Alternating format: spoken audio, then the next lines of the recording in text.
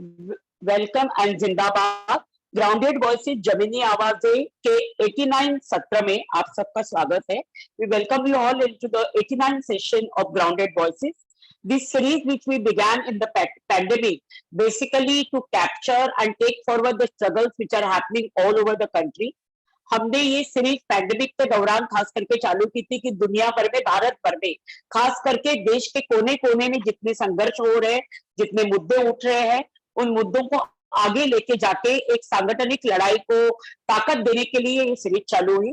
We have covered many issues in till now in the 89 session. Forest rights से लेके labour rights का मुद्दा हो, तेजाब के लेके पूरा मुद्दा हो, कोविड के दौरान जो पूरा हेल्थ इश्यूज उठे थे उस लेवल के मुद्दे हो, अलग अलग प्रकार के संघर्ष, whether it's happening in the Kerala about the railway line और happening in the Chhattisgarh manual scavengers का पूरा मुद्दा हो, ऐसे नॉर्थ ईस्ट से लेके कश्मीर के अनेक मुद्दों को हमने इस सीरीज में कैप्चर करने की कोशिश की है. We have made always effort to have the activist and the people who are fighting on the ground, who are raising their voices to take the struggle forward. Today, we will be basically discussing the whole issue about the unpacking the judgment with the recent Supreme Court judgment, जो मुझे लगता है कि बहुत बड़े लंबे लड़ाई के बाद, जिसमें लड़ाई के जुड़े हुए खासकर जो साथी है वो आज हमारे साथ आज इस पैनल में जुड़े हुए हैं. All the people and moderator also are the activists who have taken this struggle, taken the whole issue of this unpacking the whole HC judgment and issue of the SRHR and abortion को लेके जो पूरा अधिकार है, जो कानून है, उसको लेके जो बदलाव आए हैं, जो सुप्रीम कोर्ट का रिसेंट जजमेंट आया है, वो आज हमारे लिए खास करके मायने रखता है. When we see कि all over the world, जहाँ पे यूएस में पूरा रोवेडा का पूरा जजमेंट जो पूरे एबॉर्शन के राइट्स को जो महिला मूवमेंट ने पूरा मुश्किल हासिल किए थे, उन सबको उल्टा पलट देता है. Today we at the threshold where our Supreme Court has taken quite a big leap. But हमें लगता है ये obviously एक बड़े लंबे लड़ाई का, बड़े संघर्ष का ये है. Today we will try to understand what are the implications in terms of legal implication, in terms of the health implication, और दूसरे प्रकार से कम्युनिटी में महिलाओं के यहाँ से लड़ाई वाले आवाजें क्या है. हमारे साथ आज यहाँ पे मॉडरेट करने के लिए काजल जैन है. Kajal has a degree and MPhil in the social work and women and child development. She has been working with MASUM. हम सब MASUM को जानते हैं, महिला सर्वांगीण उत्कर्ष मंडल से 2009, and she has been coordinating the health program. And Kajal also coordinate the biennial state level conferences and women health rights in Maharashtra के. गए 16 साल में जन स्वच्छता अभियान से भी काजल जुड़ी हुई है और नेशनल और स्टेट लेवल के पीपल्स राइट के ऊपर to understand the people's right and comprehensively and women's reproductive rights in particular. She has been activist and handling it for the many last 20 years almost. हमारे साथ अनेक बहुत panelist है जिनको काजल introduce करेगी और I think in this coming 2 hours we hope that we will not only try to understand what the judgment means in terms of legally and for the women of this country, but also how to take the struggle forward. Thank you, and over to you, Kajal. Thank you, Arundhati Tai, and welcome to all of you in this weekly series of Grounded Voice. और आज का जो मुद्दा है, that's very important, and we are just trying to unpack the this whole recent judgment by Supreme Court on abortion as well as our women's agency basically. So कल का जो 29 को जो सुप्रीम कोर्ट में ये जो जजमेंट दिया है, it is like very much progressive. और हम सभी जो women's rights पे काम करने वाले सभी लोग हैं, individuals, संगठन, they are very happy with this kind of judgment. And what are the reason behind it? So यहाँ पर बहुत सारे कारण हैं.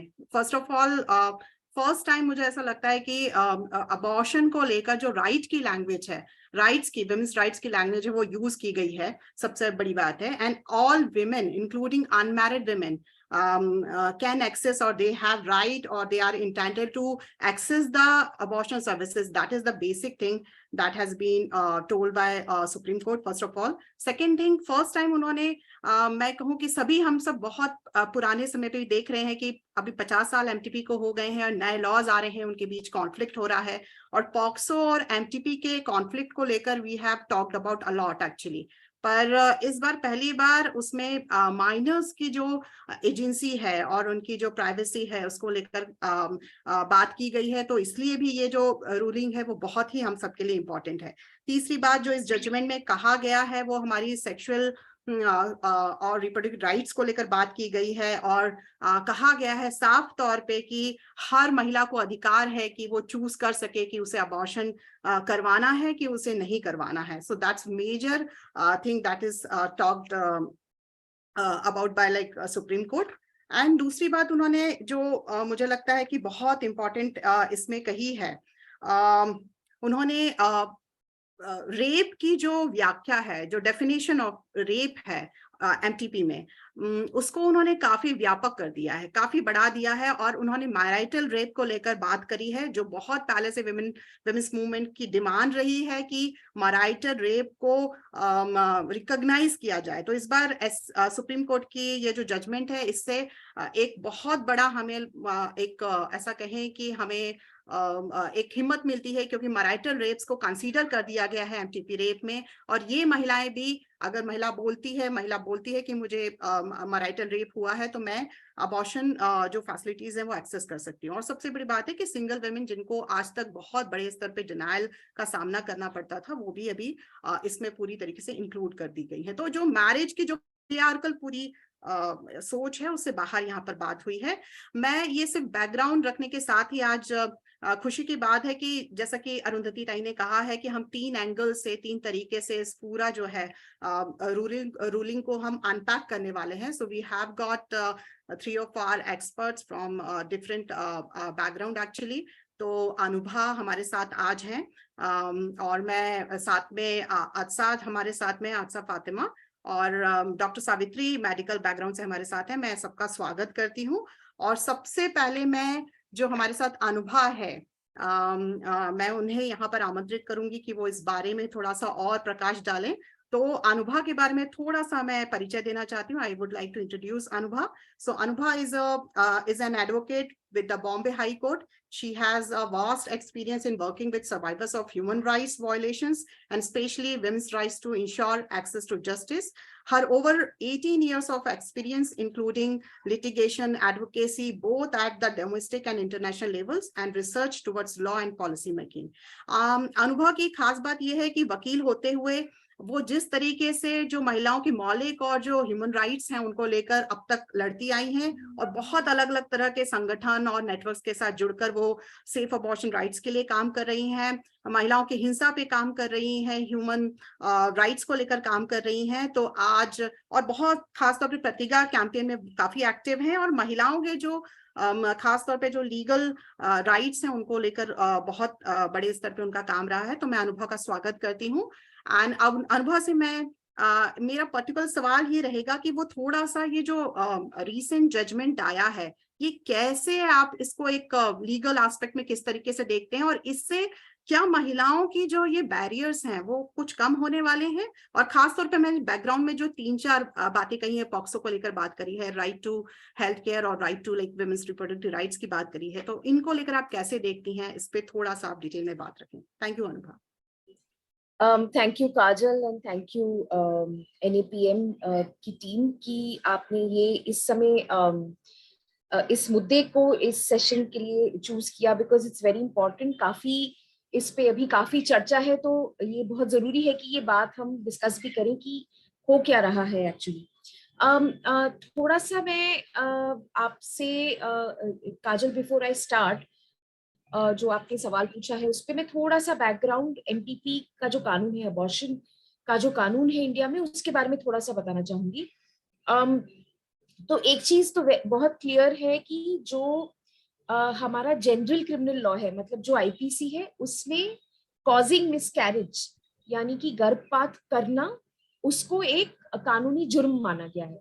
ठीक है, सिर्फ अगर वो सिर्फ जो प्रेग्नेंट महिला है उसकी जान बचाने के लिए अगर किया जा रहा है, if it is only immediately necessary to save the life of the pregnant woman, उस समय अगर आप मिसकैरेज कॉज करते हैं, then you are causing a miscarriage, तब वो ऑफेंस नहीं है गुड फेथ में।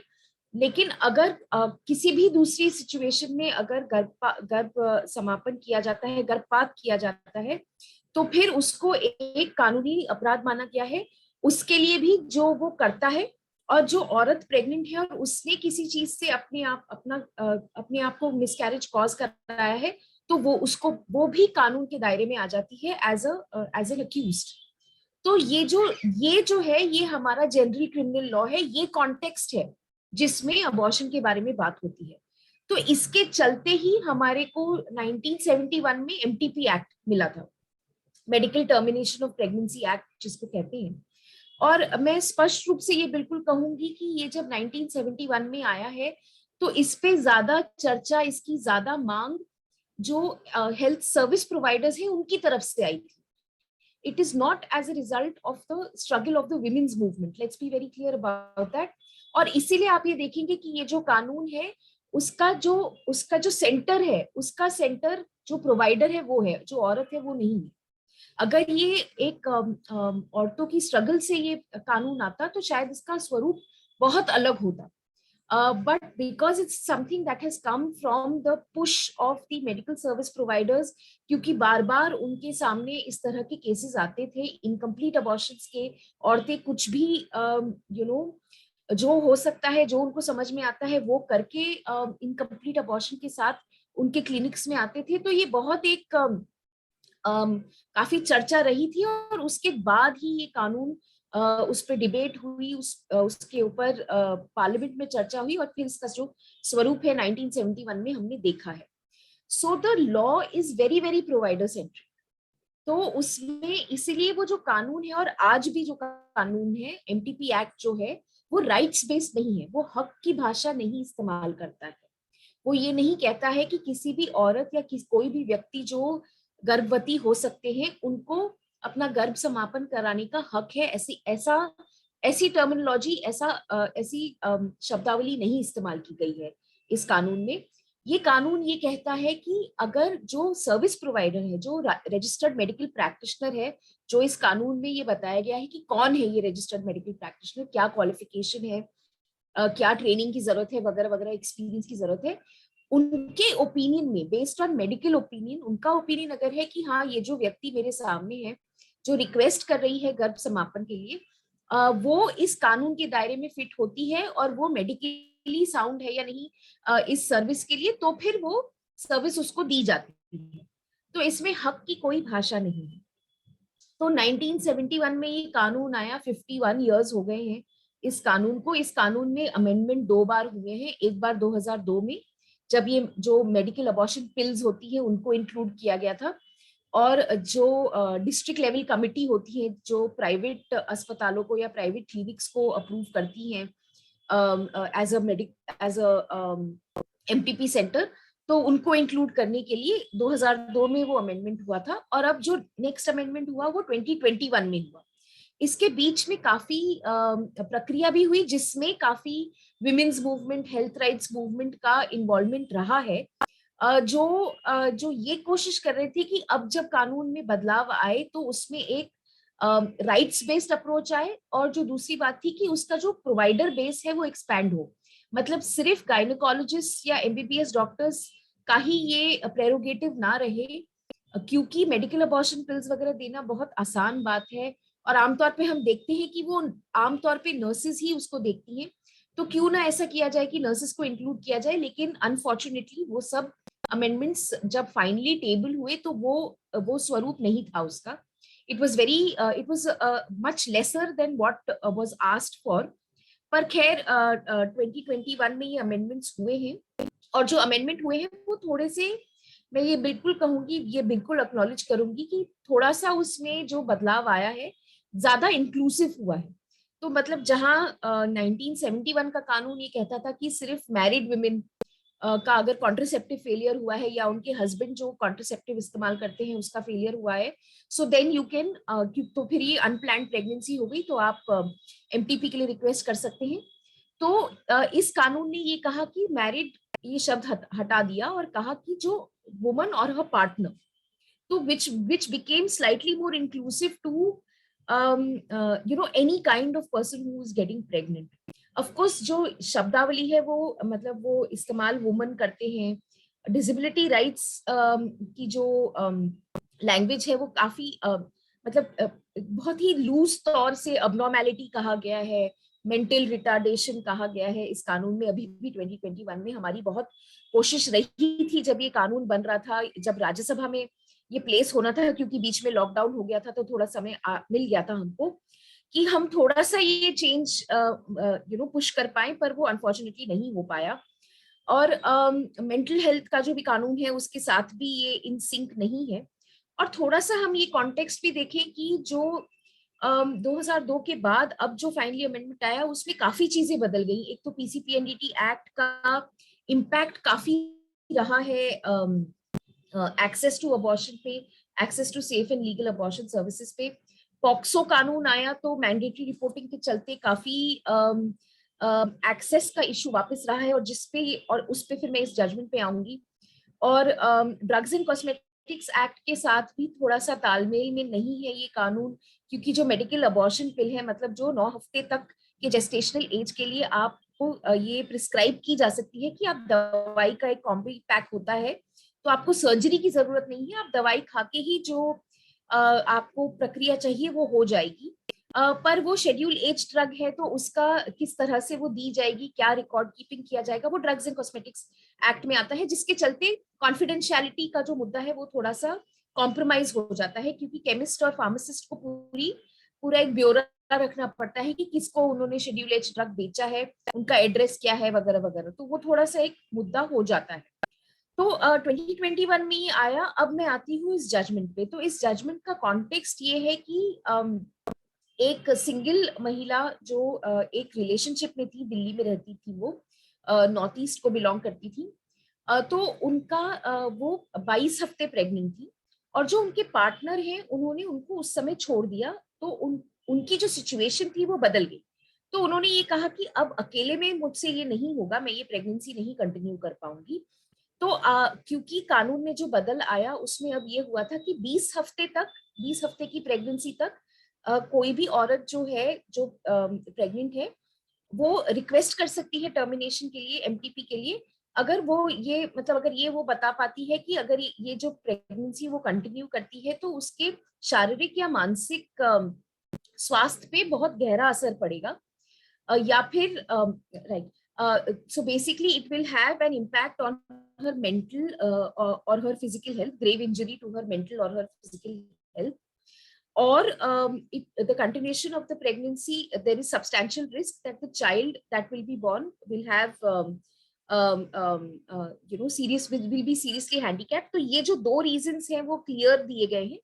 और फिर कानून ये explain करता है, then the law explains that pregnancy as a result of rape will be understood, continuing a pregnancy as a result of rape, मतलब अगर वो गर्भवती इस वजह से हुई है कि उनके साथ बलात्कार हुआ है, तो फिर वो प्रेगनेंसी कंटिन्यू करना ये माना जाएगा, it will be understood that to continue that pregnancy is causing grave injury to her mental health.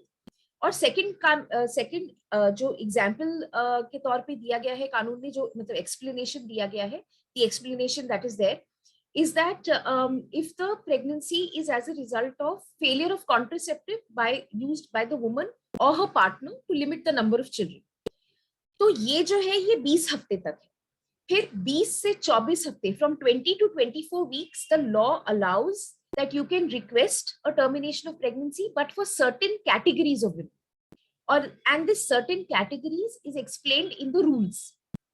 तो ये जो सर्टेन कैटेगरीज हैं ये क्या है, मैं सारी कैटेगरीज इस समय नहीं बताऊंगी, पर उसमें there is one category which says that your change in circumstances, मतलब you were a married woman and you were pregnant and then either you became a widow or you were divorced, मतलब आप शादीशुदा महिला हैं और आप गर्भवती हैं, और इस दौरान आप या तो आपके हस्बैंड की डेथ हो गई है और आप विधवा हैं, या फिर आपका तलाक हुआ है, आप divorce, you have been divorced.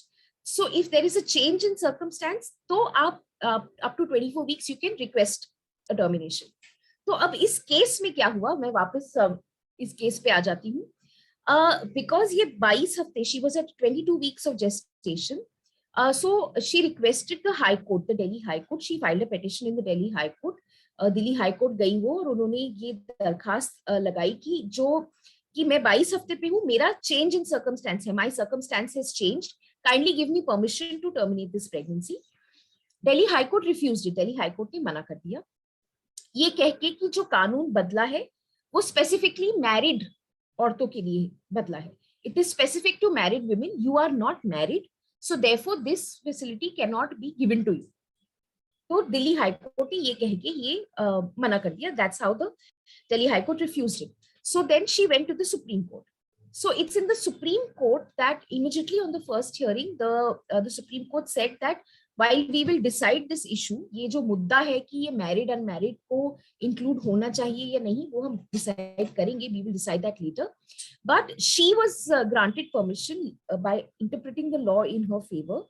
And medical board वगैरह बनाया गया, and based on medical opinion, अगर मेडिकली साउंड है उनके लिए एमटीपी अंडरगो करना, तो इमीडिएटली फर्स्ट हियरिंग पे उनको तो परमिशन दे दी गई थी सुप्रीम कोर्ट से। फिर सुप्रीम कोर्ट ने थोड़ी बहुत आर्ग्यूमेंट्स सुनी इस मुद्दे पे, they heard the matter, they appointed an amicus as well, they took the assistance of the standing counsel Aishwarya Bhati, and this judgment that now we are looking at and we are discussing came out, and very clearly ये जो judgment है वो ये कहता है, 5 चीजें जो मैं बताना चाहूंगी इस judgment के बारे में, 5 things that I would like to highlight. One is that it is saying that you cannot discriminate between pregnant women based on their marital status. मतलब आप गर्भवती महिलाओं के खिलाफ डिस्क्रिमिनेशन इस बात पे नहीं कर सकते कि वो शादीशुदा है या नहीं। So when we look at this concept, so then it's saying that if a pregnant woman who is married is able to access MTP or request MTP up to 24 weeks because there is change in her circumstance, then a pregnant woman who is unmarried should also be able to access or request an MTP up to 24 weeks because there is a change in her circumstance as well, where she's able to show that there is a change in her circumstance. So very clearly it is saying that based on the marital status, मतलब उनके इस situation पे कि वो शादीशुदा है या नहीं, आप एक सिंगल महिला को आप डिस्क्रिमिनेट नहीं कर सकते. So that's one thing. The second thing that the judgment is saying, again based on her marital status, you cannot discriminate against her. तो जहां पे आप ये कहते हैं, where the law is saying that if the pregnancy is as a result of rape, a result of alleged rape, and you have the scope of requesting a pregnancy up to 24 weeks because it's as a result of rape, और किन्हीं कारणों की वजह से आप नहीं उससे पहले medical you were not able to access any doctor or any clinic, etc. So the law, the interpretation in this judgment is saying कि now just because the woman is married, क्योंकि वो शादीशुदा है और उस शादी में उसके साथ बलात्कार हुआ है, her husband has raped her and she is pregnant and she doesn't want to continue that pregnancy, आप इस वजह से मना नहीं कर सकते क्योंकि मैरिटल रेप रिकॉग्नाइज नहीं. तो पहले सिचुएशन में जजमेंट कहता है कि आप सिंगल विमेन के खिलाफ डिस्क्रिमिनेशन नहीं कर सकते क्योंकि आप सिर्फ शादीशुदा प्रेग्नेंट महिला को कोई फैसिलिटी दे रहे हैं. सेकेंड सिचुएशन में सुप्रीम कोर्ट कह रहा है कि आप मैरिड विमेन के खिलाफ डिस्क्रिमिनेशन नहीं कर सकते क्योंकि आप सिंगल विमेन को जो रेप सर्वाइवर है कोई एक फैसिलिटी दे रहे हैं, आप सिर्फ उसकी शादीशुदा होने पे उसके खिलाफ डिस्क्रिमिनेशन नहीं कर सकते. So basically the judgment is saying कि मैरिटल रेप एक ऑफेंस है या नहीं वो अलग बात है. Whether marital rape is an offence or not is something that the Supreme Court is anyway hearing. Whether this bench will hear or some other bench will hear, we do not know that. But that's not the point. The Supreme Court has said in this judgment, उन्होंने ये कहा है कि जहां तक MTP की बात है, जहां तक गर्भ समापन की बात है, वहां पे क्योंकि वैसे भी कानून ये कहता है कि pregnancy is as a result of alleged rape. आपको ये you don't have to show that there is an FIR, you don't have to show that someone has been arrested, you don't have to show that there is a conviction or anything. You just have to say कि yes, I was raped and therefore I am pregnant, कि मेरे साथ जबरदस्ती हुई है, मेरा बलात्कार हुआ है और उसके चलते मैं ये प्रेगनेंसी है और मुझे नहीं कंटिन्यू करनी है. तो that is sufficient because MTP act उतना कह रहा है. तो फिर जब MTP एक्ट उतना कह रहा है तो हम डिस्क्रिमिनेशन क्यों करें? So that's the second most important thing that this judgment is saying. The third most important thing that this judgment is saying is that कि ये judgment ये recognize करता है कि क्योंकि पॉक्सो में जो protection of children from sexual offences का कानून है 2012 का, उसमें एक प्रोविजन है, सेक्शन 19 है, there is a provision section 19 which is on mandatory reporting. What does mandatory reporting mean? Mandatory reporting का मतलब है कि अगर किसी को भी, एंड किसी को भी मतलब किसी को भी, which includes obviously a doctor, को ये पता चलता है कि पॉक्सो के अंदर जो ऑफेंस है वो या तो हुआ है या होने वाला है. That if anyone has an apprehension that an offense under POCSO has occurred or is likely to occur, then you are bound to report it to the police. मतलब आप बाध्य हैं पुलिस को, जो स्पेशल पुलिस होती है POCSO के अंदर, उनको आपको इन्फॉर्म करना ही पड़ेगा. अगर आप नहीं करते हैं तो वो अपने में एक कानूनी अपराध है. Then if you don't report mandatorily and you know it's obviously found out later somehow, then that itself is an offense. You are liable to face trial for that. So इसके चलते ये होता था कि बहुत बार हम भी जानते हैं ये कि बिलो 18 कंसेंशुअल सेक्स भी होता है, लेकिन क्योंकि पॉक्सो कानून में कंसेंट, माइनर की कंसेंट कोई मायने नहीं है, the law does not recognise the consent of a minor, it is always looked at as an offence, as a rape, and so therefore FIRs are registered, ये सब होता है, वी ऑल नो दैट. उसके चलते ये भी होता है, another unintended consequence is that doctors either refuse to provide service because they will have to involve the police, or minor girls or their families do not want to go to the police, and so therefore then they end up taking services from some back from some unsafe method, या कोई जो qualified नहीं है या ज्यादा पैसे देके वगैरह वगैरह. So the judgment recognizes that, and the judgment has said कि आप mandatorily report करिए, क्योंकि वो आपको, you are bound to do it. POCSO में ये लिखा है, आपको करना चाहिए, आप करिए. पर जहां पे ये बात आती है कि ये कंसेंशुअल सेक्सुअल एक्टिविटी थी और वो लड़की रिक्वेस्ट करती है या उसकी फैमिली रिक्वेस्ट करती है कि आप हमारी आइडेंटिटी रिवील मत करिए, if where it's a situation of consensual sexual activity and the minor girl or her guardian, her parents, family, whatever, is requesting that you please maintain confidentiality, don't reveal the girl's identity, then the registered medical practitioner, जो doctor हैं, वो report करते हुए ये बोलेंगे कि मुझे request किया गया है आइडेंटिटी नहीं रिवील करने के लिए, तो मैं नहीं रिवील करती, I am not revealing the identity, but I have terminated the pregnancy of a so-and-so year-old girl who is a minor. So basically, this judgment is trying to harmonize at least that one problematic concern on accessing MPPs, जो POCSO की वजह से हो रहा है. What was happening due to POCSO in, the unintended consequence of not being able to access safe and legal abortion services. So how this plays out, अब ये कैसे होगा ये हमें देखने की जरूरत है, because and doctors will be able to tell us better. But the fact remains that you will do your mandatory reporting, you will provide your service, and you will maintain confidentiality.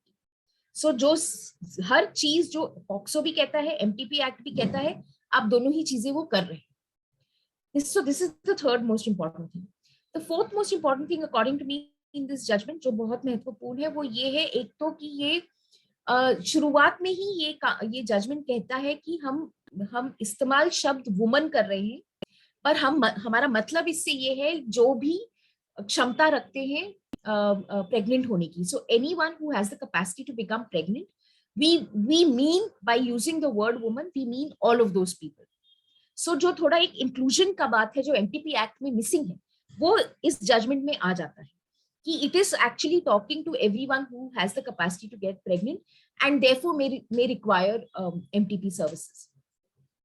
And the fifth most important thing according to me is that it is वो ये judgement recognise करता है कि जो abortion का मुद्दा है वो भारत में लीगल है.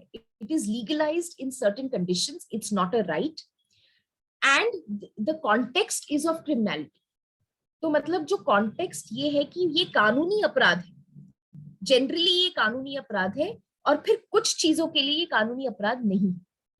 और उससे क्या फर्क पड़ जाता है डॉक्टर्स के लिए, जो प्रेग्नेंट है उनके लिए, जो सर्विसेज देते हैं, जो सर्विसेज लेना चाहते हैं उनके लिए, और जो कानूनी तौर पे हम इसको देखते हैं, so how the criminality has a chilling effect for the service provider, for the service seeker, for the for looking at the legal jurisprudence, जो legal jurisprudence है इसका, वो बार बार उसी point of view से है कि ये exception to criminal law है, ये हक नहीं. So मेरे हिसाब से बहुत सारी चीजें जो ये judgment कहता है are things that we have been seeing. A lot of the aspects that the judgment is covering are struggles, are fights, are nuances that we have been saying, a lot of us have been saying. I mean, मैं तो अभी कुछ सालों पहले ही आई हूँ इस पूरे मुद्दे पे, but a lot of us have been saying on this issue, and it was very refreshing ये देखना कि एक judgment वो पूरे context को recognize करके उसको legality में डाल रहा है. So that was, I thought that was commendable. And lastly, जो मैं कहना चाहूंगी कि मेरे हिसाब से this judgment is really setting the foundation for being able to imagine access to abortion, sexual reproductive health rights services as a right in the country, maybe within the right to health framework, maybe as a separate right on its own. I mean, one will really have to see कैसा होगा ये क्या होगा, पर वो एक जो foundation ले कर रही है ये जजमेंट, क्योंकि इस तरह का बहुत ही प्रोग्रेसिव राइट्स बेस्ड जो उन्होंने लैंग्वेज यूज की है, that I think has really made a huge difference. And I'll stop here if there are questions.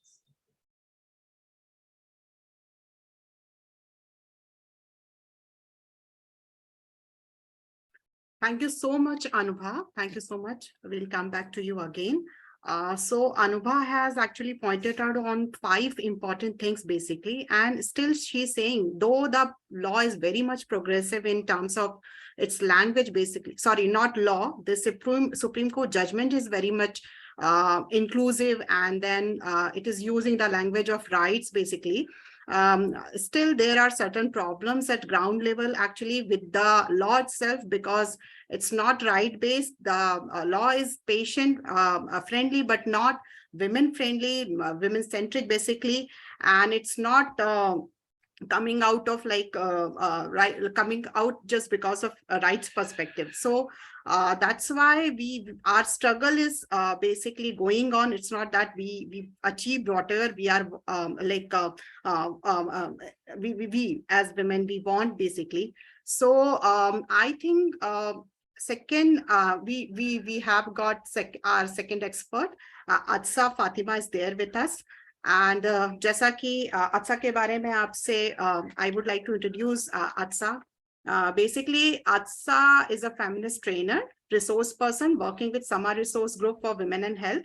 Her particular interest and areas of engagement include looking at the politics of health, health rights, and access to healthcare from a gender and intersectionality lens.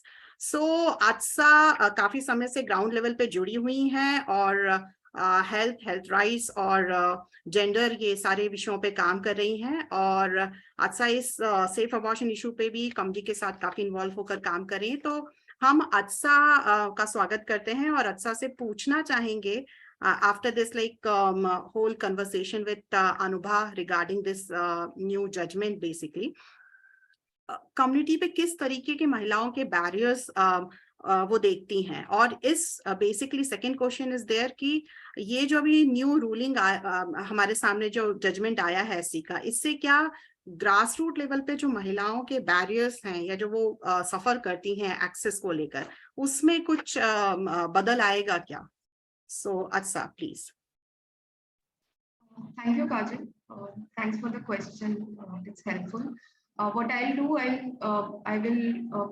I just have prepared a couple of points that I will go over, and just to set it in a backdrop, which will sort of put out a response that would be necessary to answer how such a judgment or until now what has been the process or some of the ground experience vis-a-vis access to abortion.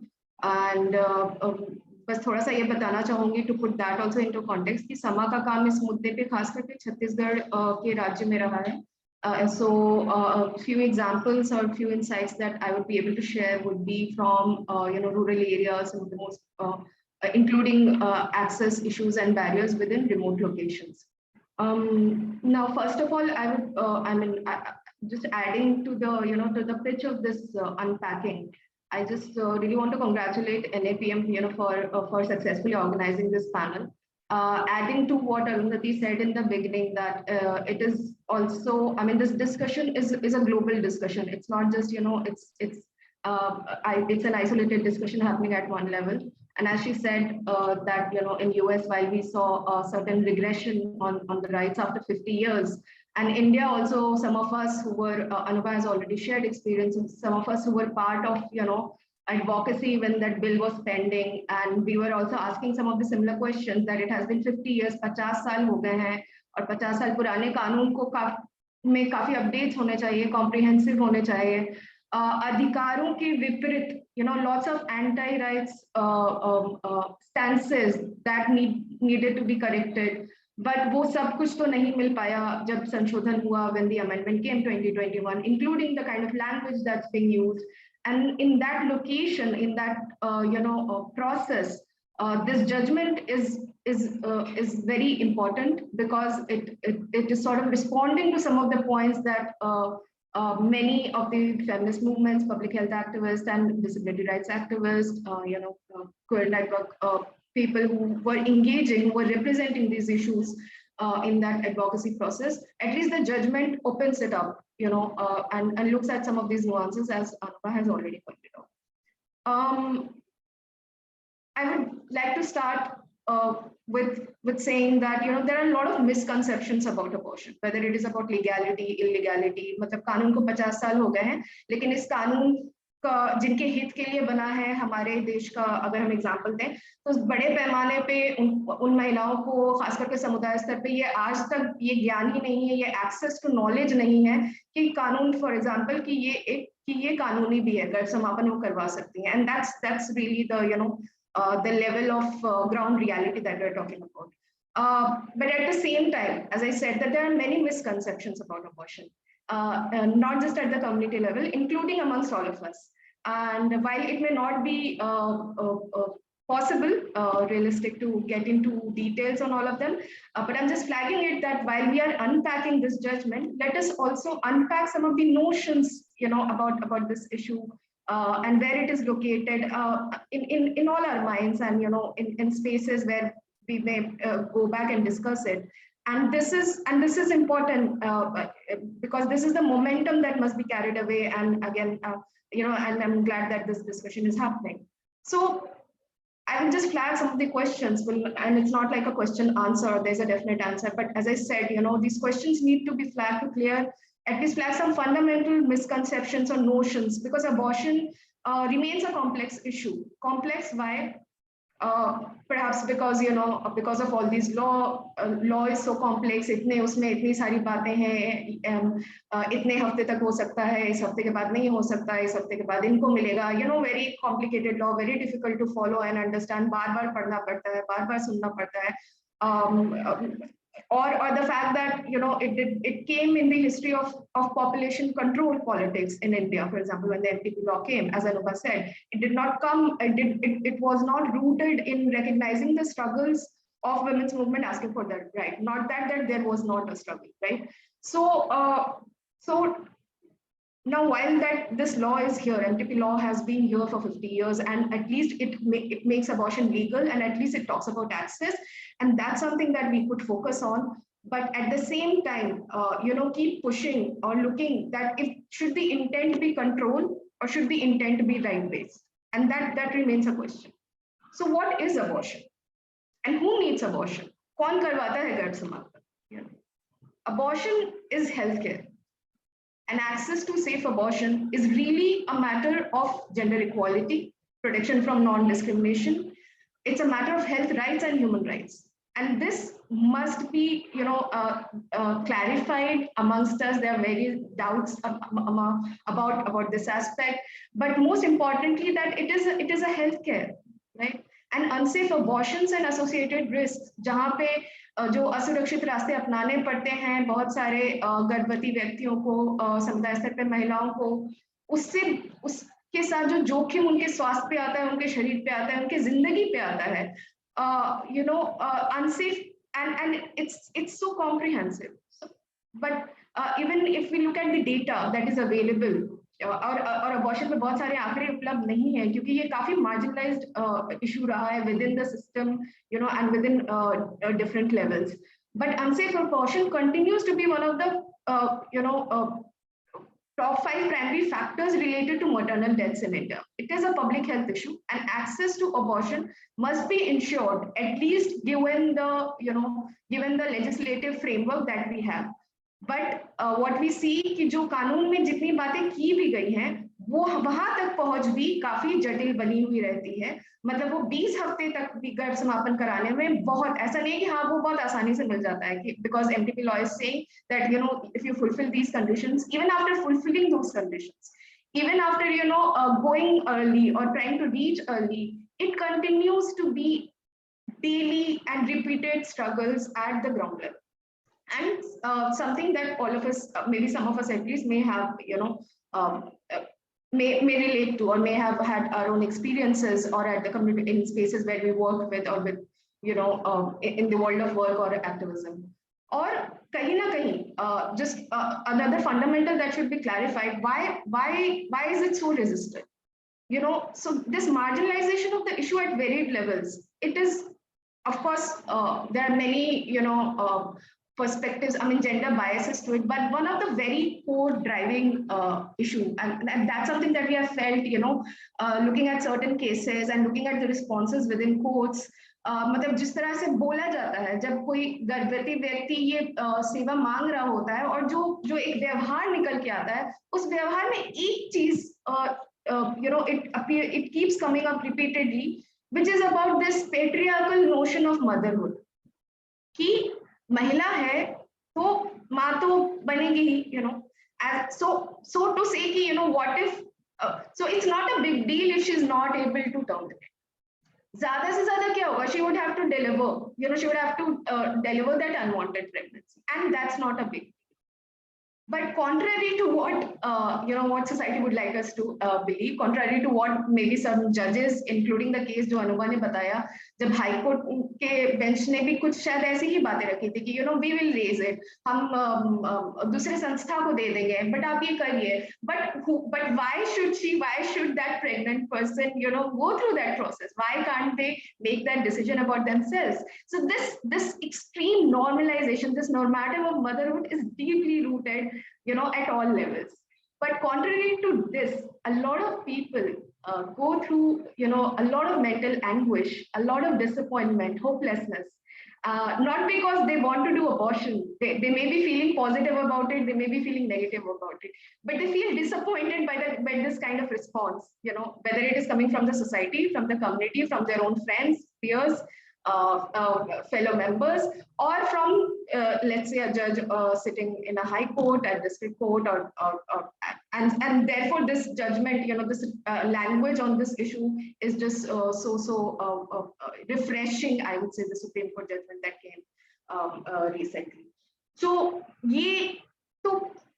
so to recognize that by not ensuring this access, it is leading to a certain violation of the health rights of that person, to violation of different rights of that person, that needs to be reiterated with a lot of strength. ये बात बहुत मजबूती से बार-बार ये कहने की जरूरत पड़ती है कि नहीं फर्क पड़ता है ये, और ये निर्णय उनके पास होना चाहिए जो गर्भवती व्यक्ति हैं, उनको ये अधिकार या उनको ये मौका मिलना चाहिए. ठीक है, कानून आज ये अधिकार नहीं दे रहा पर मौका तो दे रहा है, क्या कम से कम वो मौका मिलने में हम कैसे वो समर्थन कर सकते हैं, ये एक बहुत बड़ी चर्चा या एक बहुत बड़ा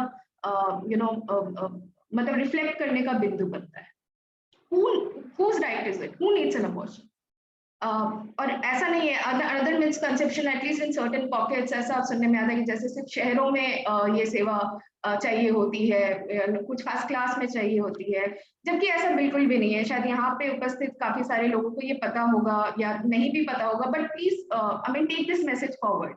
Many people who face situations of unwanted pregnancy across geographies, whether it is urban, rural, whether it is the remotest hamlet located far from a health center, and across marginalization based on caste, class, sexuality, disability, not just women, women when we say, but persons with non-binary gender identities. All these people need abortion. They may need this healthcare service and should be able to therefore access it. And that's that should be, or at least that would be point of my reflection or analysis while looking at the judgment or talking about the law. और ये जाति वर्ग या यौनिकता की बात करना क्यों जरूरी है या विकलांगता की, क्योंकि एक्सेस की जब हम बात करते हैं तो हमें जैसा पता है कि कैसे किसी भी सेवा तक पहुंचने में किसी भी संसाधन की कमी की वजह से ये जो कास्ट क्लास या सेक्सुअलिटी की वजह से जो मार्जिनलाइजेशन होता है आइडेंटिटीज का, उसके वजह से कई बार हम एक्सेस नहीं हो पाता है. The same stands true for even accessing abortion, right? So and just flagging again, one of the most important point that the judgment talks about, Anubha already talked about it in detail, कि marriage का जो पूरा मामला है. Just to reiterate that this judgment makes it very clear, recognizes the politics of that law, जो ये समझ है, जो bias को call out करता है कहीं ना कहीं, कि why should marriage is a social institution, but why should it be treated like a privilege to even access even right which is your human right? So, I mean, why should any healthcare be conditional on marriage? What sense does it make?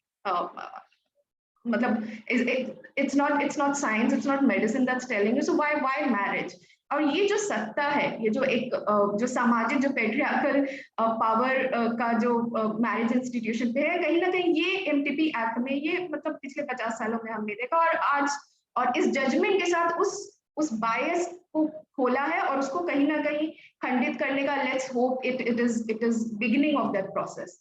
And it challenges marriage from both the points, whether it is about people needing access to abortion outside of marriage, or marriage as a or the sexual violence within marriage, and they should also be able to access abortion. So both the privileges and disprivileges of marriage have been unpacked here in the judgment, and that's something to be mindful of, that it's not just one side or one face to the marriage. Marriage grants both social privileges as well as disprivileges, and remains continues to resist the rights of women or rights of people in that sort of contract and relationship. Abortions are also done, just to remind all of us that abortions are also done where it is not legal. Including situations, including in our country, and there are many countries globally where examples. Unfortunately, the pregnant person in this way उनको ऐसे रास्ते अपनाने पड़ते हैं जो कि unsafe होते हैं और जिसकी वजह से health care. So the question is, and my question to all of us here is, what do we feel about this thing of legality or illegality attached to abortion? Just this part for all of us to reflect upon. When we go and access other healthcare services, just imagine that there was a law telling when and what to access and when not to access. Just think of any healthcare service that may be very most essential or most important to you, and then just do like a comparative, just a reflection to think on this point. And then what kind of law should that be? Should it be rights based or not, or should it be conditional? For example, 20 से 24 हफ्ते के बीच अगर गर्भ समापन कराना सुरक्षित है, तो अगर वो एक व्यक्ति के लिए सुरक्षित है तो वो सभी को क्यों नहीं मिलना चाहिए? मतलब उसमें फिर ये लिस्ट बनाना या ये क्राइटेरिया बनाना, इसको हम कैसे जस्टिफाई कर सकते हैं? इसका सोर्स क्या है? And then once we are convinced कि इसको जस्टिफाई नहीं करना चाहिए, then how do we counter it and prepare ourselves and do that discussion? Just Kajal, how much time is left? How much time do I have? Yeah, 5 minutes more. 5 minutes? 5 minutes. Basically. So just a couple of more points. So it is important to talk about access, and I'll come to access. So it gets ensured for everyone. What happens? So आज जैसे अधिकारों की बात आई है और उसको और आगे बढ़ोतरी मिली है इस judgment से, I would say, it's talking now about persons outside marriage. But अगर सिर्फ उसकी बात हो और जमीनी स्तर पर ये पहुंच ना हो, तो ये एक प्रिविलेज सा बन जाता है, एक विशेष अधिकार बन जाता है. यानी जिसके पास संसाधन है वो तो ले पाएंगे, people who have resources may be able to access it, but people who don't have resources will not be able to access this, and that is, that is injustice. And therefore, and because of this, a lot of marginalized communities with abortion campaign, with this abortion struggles globally, have framed it as an issue of reproductive injustice or reproductive justice. प्रजनन न्याय का भी एक मुद्दा है, सिर्फ एक व्यक्ति के अधिकार की बात नहीं है. And a lot of communities, because of their socioeconomic or if their identities are marginalized, they find it more challenging than some other people to access abortion. And to keep in mind that this access is located within the same health system, right? जो public health system है India का, we all know that it is very under resourced, मतलब काफी चरमराई हुई व्यवस्था है, पर तो भी है, काम कर रही है, और हमने पैंडेमिक में वो देखा. तो एक तो मतलब जहां पर उसे मजबूत करने की बात है, ये डिमांड रखने की बात हो कि wherever we are able to assert this demand that this public health system should be strengthened, we must do it, because a lot of marginalized communities depend on public health systems to access essential routine health services, including access to abortion. They cannot afford to, or they may not have access to private sort of services that certain class or certain in geographies may be able to access. And the same system is also has a lot of gender biases, wo transphobic hai, there are a lot of casteist prejudices, and all these things play out, as barriers, including in the issue or including in within access to abortion as well. And this judgment also talks about systemic barriers. It talks about, and it talks about कि ये infrastructure में ये जो gap है, and how these shortcomings are negating women's rights. And that to me was a very, very important point, and should become an advocacy point for us, because abortion, access to abortion or access to justice is not just located within courts. ये संघर्ष सिर्फ court सिर्फ एक स्थान है. इस संघर्ष को हमें सड़कों पे ले जाना है, हमें समुदाय में ले जाना है, और हमें अस्पतालों में ले जाना है. And hospitals is a place to access justice, and that's what it tells you ना, कि marital rape criminalize नहीं है तो क्या हुआ, but कम से कम उनको स्वास्थ्य सेवा तो मिल सकती है ना, to overcome the impact of that assault.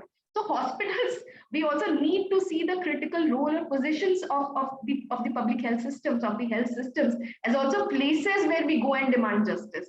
And the justice is healthcare, जो कि अगर समय से नहीं मिले तो काफी जोखिम और मृत्यु तक हो सकती है. And this goes for any or all health concerns. Any example that we would like to think of. I remember से एक उदाहरण शेयर करना चाहूंगी when we are talking about barriers. अभी जजमेंट से 2 दिन पहले ही छत्तीसगढ़ में जहाँ पे हमारा काम रहा, वहाँ पे community health workers, community leaders के साथ हमारे काफी जुड़ाव रहा. तो उनका एक अपडेट आया था फील्ड से. This person, she was assisting, she was playing the role of a support person in enabling MTP care. और वो उन्होंने ये बात रखी कि so she was saying कि ये जो this young woman, she got pregnant, of course, out of marriage, and परिवार का भी उनको सपोर्ट था, and वो लोग सरकारी अस्पताल पहुंचे, वहां पे अबॉर्शन मांगा. वहां पे डॉक्टर ने साफ साफ मना कर दिया और बोला कि नहीं, प्राइवेट में जाओ. Now this community health worker intervenes there, and this understanding was so critical, and I'll just share that with you. So she said, क्योंकि बहुत गरीब फैमिली से हैं ये किशोरी, और प्राइवेट में जाते तो बहुत पैसा खर्च हो. So to be able to relate, and she said that हमने इस स्थिति को समझा, इसलिए सरकारी में डॉक्टर से बात की, उनको समझाया, and then she was able to negotiate an advance, and then उनको कुछ दिखाया, कानून के बारे में बताया कि अभी ये संशोधन आया है, ऐसा कुछ पर्चा हाथ में लिया हुआ है. तो देन द डॉक्टर अग्रीड, बोला कि अच्छा ठीक है, हम कराते हैं. Now to understand that this access to abortion for this person was so critically linked to socioeconomic background, those kind of barriers was so critical, and that's how these barriers are located.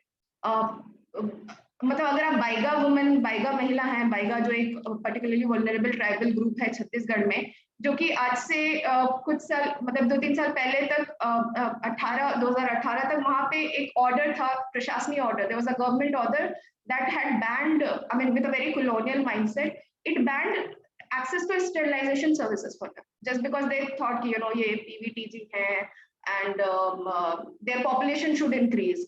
But the women there were not at all, in agreement with that kind of control, and they led that struggle. They challenged that order, and the High Court, Bilaspur High Court, overturned it. Of course, with the struggle of the community. So there are many struggles that are linked, to the struggle of when we talk about access to reproductive health services.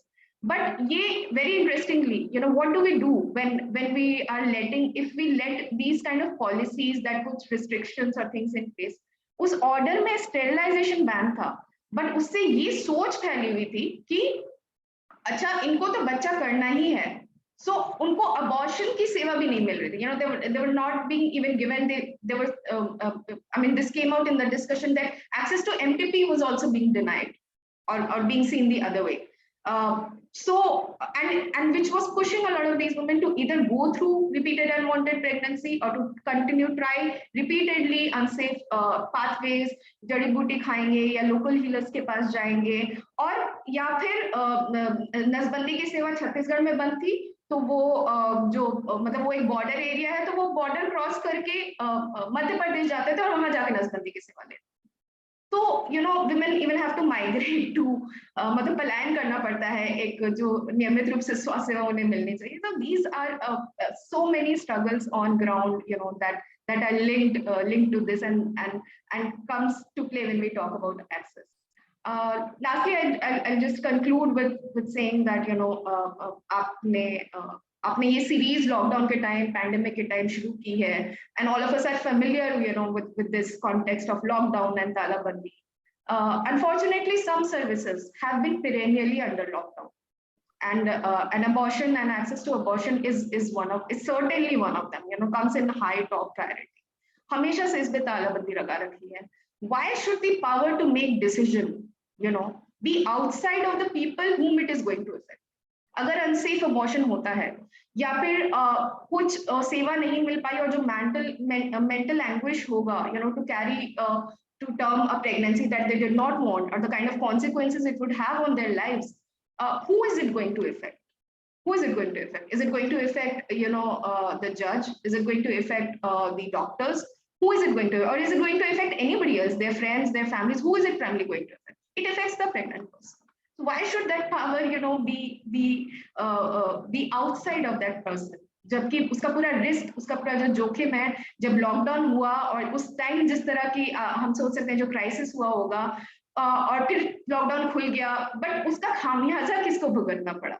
And that remains a question, and we need to, with this ground, with the ground of these ground realities, we need to challenge these very deeply rooted and often normalized control on the rights of bodily autonomy that this judgment again very fundamentally says and thinks कि ये अधिकार bodily autonomy और constitutional rights के अधिकारों की श्रृंखला में इसे देखना चाहिए, and it must be recognized. It should be recognized like that. So let's hope that it is that with this momentum we are able to take forward this process. And it is time that we unlock our mindsets, and by our, I don't mean that all of us individually or personally, but take it forward, make it comprehensive, to accept or to push the systems, health systems, judicial systems, police systems, to accept the bodily autonomy rights and healthcare rights of people, just how it should be. Thanks, Kajal. Thank you, Adsa. Thank you so much. Very comprehensive in a manner. I think Adsa ने जो बात आज रखी है, बहुत important बात रखी है कि see, constitution was there and then law is there, पर अच्छा बार ये बता रही है कि ground realities में access issue is very much important for different kind of women and person. So judgment is there. It's very progressive. It's talking about the right-based language. But the thing is there are other systems basically. They need to understand this language. They need to understand that women come for various reasons, different reasons actually, and it's basically their right. So that ये एक अपने आप में बड़ी बात है कि supreme court को ये बोलना पड़ा वापस. तो मुझे लगता है कि ये भी हमें देखने की जरूरत है कि why Supreme Court has to intervene in this particular MTP Act basically. So there are certain kinds of what we can say gaps basically that we need to fill up. और हमारा स्ट्रगल ग्रास रूट लेवल पे मुझे लगता है कि और जो अलग अलग सिस्टम्स के साथ हैं ये एक्सेस के इशू को लेकर वो चालू रहेगा. It is still there. बस एक स्ट्रेंथ मिला है इस चीज से कि हम इस रूलिंग के बाद अब हम थोड़ा सा और हमें बहुत काम करने की जरूरत है ग्रास रूट लेवल पे. और हमारी एडवोकेसी का जो इशू है वो अदसा ने यहाँ पर आगे लाया है. दूसरा उसने एक बहुत इंपॉर्टेंट बात मुझे लगती है जो कही है वो लीगैलिटी और इलीगैलिटी की बात जो उसने कही है कि why do we need any kind of law actually which is controlling women's body, basically the healthcare need. Basically it's a basic healthcare need and it is like it is being controlled by a kind of law. That's a basic problem. So मुझे लगता है कि जे हम women's movement में बार बार बात करते आए हैं, we don't need such kind of, मतलब there is a basic question, do we need any kind of law to regulate the this whole safe abortion thing or not. और उसमें भी categorization and अलग अलग तरह की पर्सन्स हैं, women हैं एक्चुअली जो अलग अलग कारण से आती है. मैं सिर्फ एक कहना चाहूंगी कि हमारी खुद की स्टडी में एक महिला ने बहुत अच्छा ये वाक्य यूज किया था. शी वाज टेलिंग कि जैसे रोड्स पे एक्सीडेंट होते हैं वैसे ही हो गया और अब मुझे अबॉर्शन चाहिए है, सो मुझे लॉ की क्यों जरूरत है. So I think this is like her position, her demand, and we should actually respect her dignity and autonomy. Thank you, Adsa. मुझे लगता है कि कम्युनिटी पर्सपेक्टिव के बाद now we have to understand the whole ruling or this judgment from like health system perspective. And हमारे साथ आज इसके लिए डॉक्टर सावित्री साथ में है. So welcome doctor Savitri.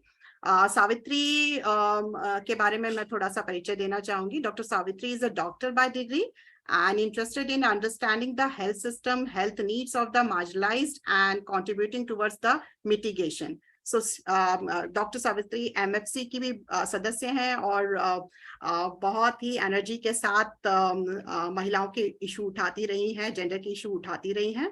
So very welcome Savitri. Savitri, I would like to ask one question. Basically हम जानना चाहेंगे कि ये जो अभी नया जजमेंट आया है इससे ग्रास रूट पे हेल्थ सिस्टम, जैसे आदसा भी कह रही थी, किस तरीके से हेल्थ सिस्टम इसको देखता है. क्या वहां की रियलिटीज चेंज होगी, उनका जो पैट्रियार्कल पर्सपेक्टिव है टुवर्ड्स वेमेन और ये जो पूरा नॉर्मलाइजेशन और ऑफ लाइक दिस मदरहुड है जो हमारे पूरे हेल्थ सिस्टम में भी जो एक पैट्रियार्की है, क्या वो चेंज होगी. और आपका क्या अनुभव रहा है जब आप काम करती हैं और या काम करती रही हैं इस इशू के ऊपर. Thank you Savitri. Thank you, Kajal. Good evening, everyone. First of all, मुझे thank you बोलना है NAPM से for giving me this platform to speak about this important issue. And पहले ही I would like to mention that I have completed my MBBS degree and worked in a secondary care hospital in Chhattisgarh for approximately a year. And whatever I'm going to share from here on are based on my experiences working there, and also some of the conversations and I have had with my colleagues and friends who are gynecologists and obstetricians, and also going through some of the literature available regarding this issue from a health system perspective. So to begin with, I would like to mention a story of a patient that I had. So this was a 23-year-old woman who walked into our hospital with her father, and her chief complaint, the issue that brought her to the hospital, was basically distension of the abdomen, which she suspected to be an abdominal lump, like some kind of a tumor in her stomach. That's what she thought she was suffering from. So on taking a detailed history, we found out that this is a woman who had never experienced periods, barring a few spotting episodes in adolescence. And she was also suffering from sickle cell disease, which means that her blood hemoglobin level would keep falling unless she's regularly transfused with blood. And she was a widow. She had been married for a year and had been widowed nearly 2 years back. And she's now living with her father and 2 elder brothers. And she had walked in with this complaint. And since she had such a unusual menstrual history, we also looked at some of her previous reports, and we also were thinking in the direction of an abdominal lump, where just for good measure, we threw in a pregnancy test and found out that she was actually pregnant. and the USG revealed a 22-23 weeks pregnancy, and the woman went into absolute shock. And I still remember the day she was admitted in a general ward, and there was a huge hush hush among all of us. We were not sure how to broach the subject with her or her father. The nurses were also wondering about what could have happened. There were speculations, there were conversations. We were wondering about how and where to speak with her about this, how would she take it, etc. When we mentioned it to her, I remember she went into complete denial, and she was like, this is not even possible. Her father, so of course our first duty is towards the patient, so we spoke only with the patient first, and she was in complete denial. Meanwhile, the father was suspicious. He started asking us questions. Then we took both of them to a private area and we sat them down. We tried to broach the subject with them. The father was more, he was absolutely shocked, but he could entertain the possibility, whereas the daughter was still like, I still don't know how this happened. And me being from a different background, yeah, sure. Me being from a different background, मुझे ये difficult जा रहा था कि मैं उनसे कैसे बात करूं, उनसे अपनी जो circumstance है उसको कैसे समझ के लूं. तो हमारे hospital के जो nurses थे, उनकी मदद से हमने 2-3 दिन के बाद उनसे बात की, and वो धीरे धीरे open up हुई और उन्होंने हमें अपनी situation बताई, जो कि ऐसा था कि उनके भाई के दोस्त के नाम से कोई उनके घर पे आए थे जब वो अकेली थी, और उनके साथ जो एक असॉल्ट जैसा सिचुएशन हुआ था, और क्योंकि इनके मेंस्ट्रुअल हिस्ट्री पहले से उनको खुद भी पता था और 1 साल वो शादीशुदा भी थी, तो उन्होंने खुद ये कभी सोचा भी नहीं था कि वो प्रेग्नेंट भी हो सकते हैं. इसलिए उनके दिमाग में ये कभी आया नहीं और उन्होंने आगे की कोई स्वास्थ्य सेवा भी नहीं स्वीकार की, और उनके पिताजी को पता तक नहीं था कि ऐसा कुछ हुआ था उनकी बेटी के साथ. अब ये प्रॉब्लम था कि this pregnancy had advanced to 22 weeks and our institution was not a recognized abortion center. And even if we had referred her to a recognized abortion center, this incident is before the amendment was passed. So she could not access abortion services because she had crossed that legal limit of 20 weeks at that time. So our only choice was to sort of find out what else can we do. And of course, the question of even going to court or anything was unthinkable for this person because she belonged to such a marginalized community and her economic and social background was not strong at all, and it was unthinkable for them. So the only solution we could come up with was to make her stay somewhere away from her village for the next 3 to 4 months by the time she conceives, by the time she delivers, and then send her back home with the baby being given away to the government for legal adoption processes. So we were able to find such an organization, such an institution, which was a religious hospital, religious missionary hospital, who agreed to keep her with them for 3 to 4 months without any charges. They apparently have seen many such cases in the past and then eventually give up the child for adoption. So I remember her absolute shock when we told her, and the way she said something like, "Nikalo isko mere sharir se." It very well goes with what Adsa had previously mentioned, that it is not as simple as, "Arey 3 mahine to rukna hai," or the baby will come out on its own and then you can be on your way. मुझे याद है, every time I used to visit her in those 3 months, वो उतनी ही distress में थी जितना मैंने उनको पहली बार देखा था, and she just couldn't wait or count the minutes until the baby just was delivered and she was free. And even when the baby was delivered, I personally was afraid that would she develop a different feelings once the baby was delivered. But she did not. She did not even want to look at the baby or even hear about the baby. She was just waiting कि उनकी जो post delivery का जो care है वो खत्म हो और वो घर जाए and she can put the whole thing behind her. So it was a very eye-opening experience for me, in the sense as a freshly passed out MBBS doctor who has only studied about abortion in textbooks and heard about these legal acts and all in a subject known as forensic medicine that we study, but have no real life experience, have not been trained in communication, have not ever thought from the woman's perspective, have only been thought from this provider's perspective as abortion being our prerogative of how to provide it, the medical aspects of it. only that part. So it was very eye-opening for me as an experience to get to know this woman, to get to understand her feelings, what she was going through those 3 months, and also to sort of help her with those 3 months when she was in really distressed situation.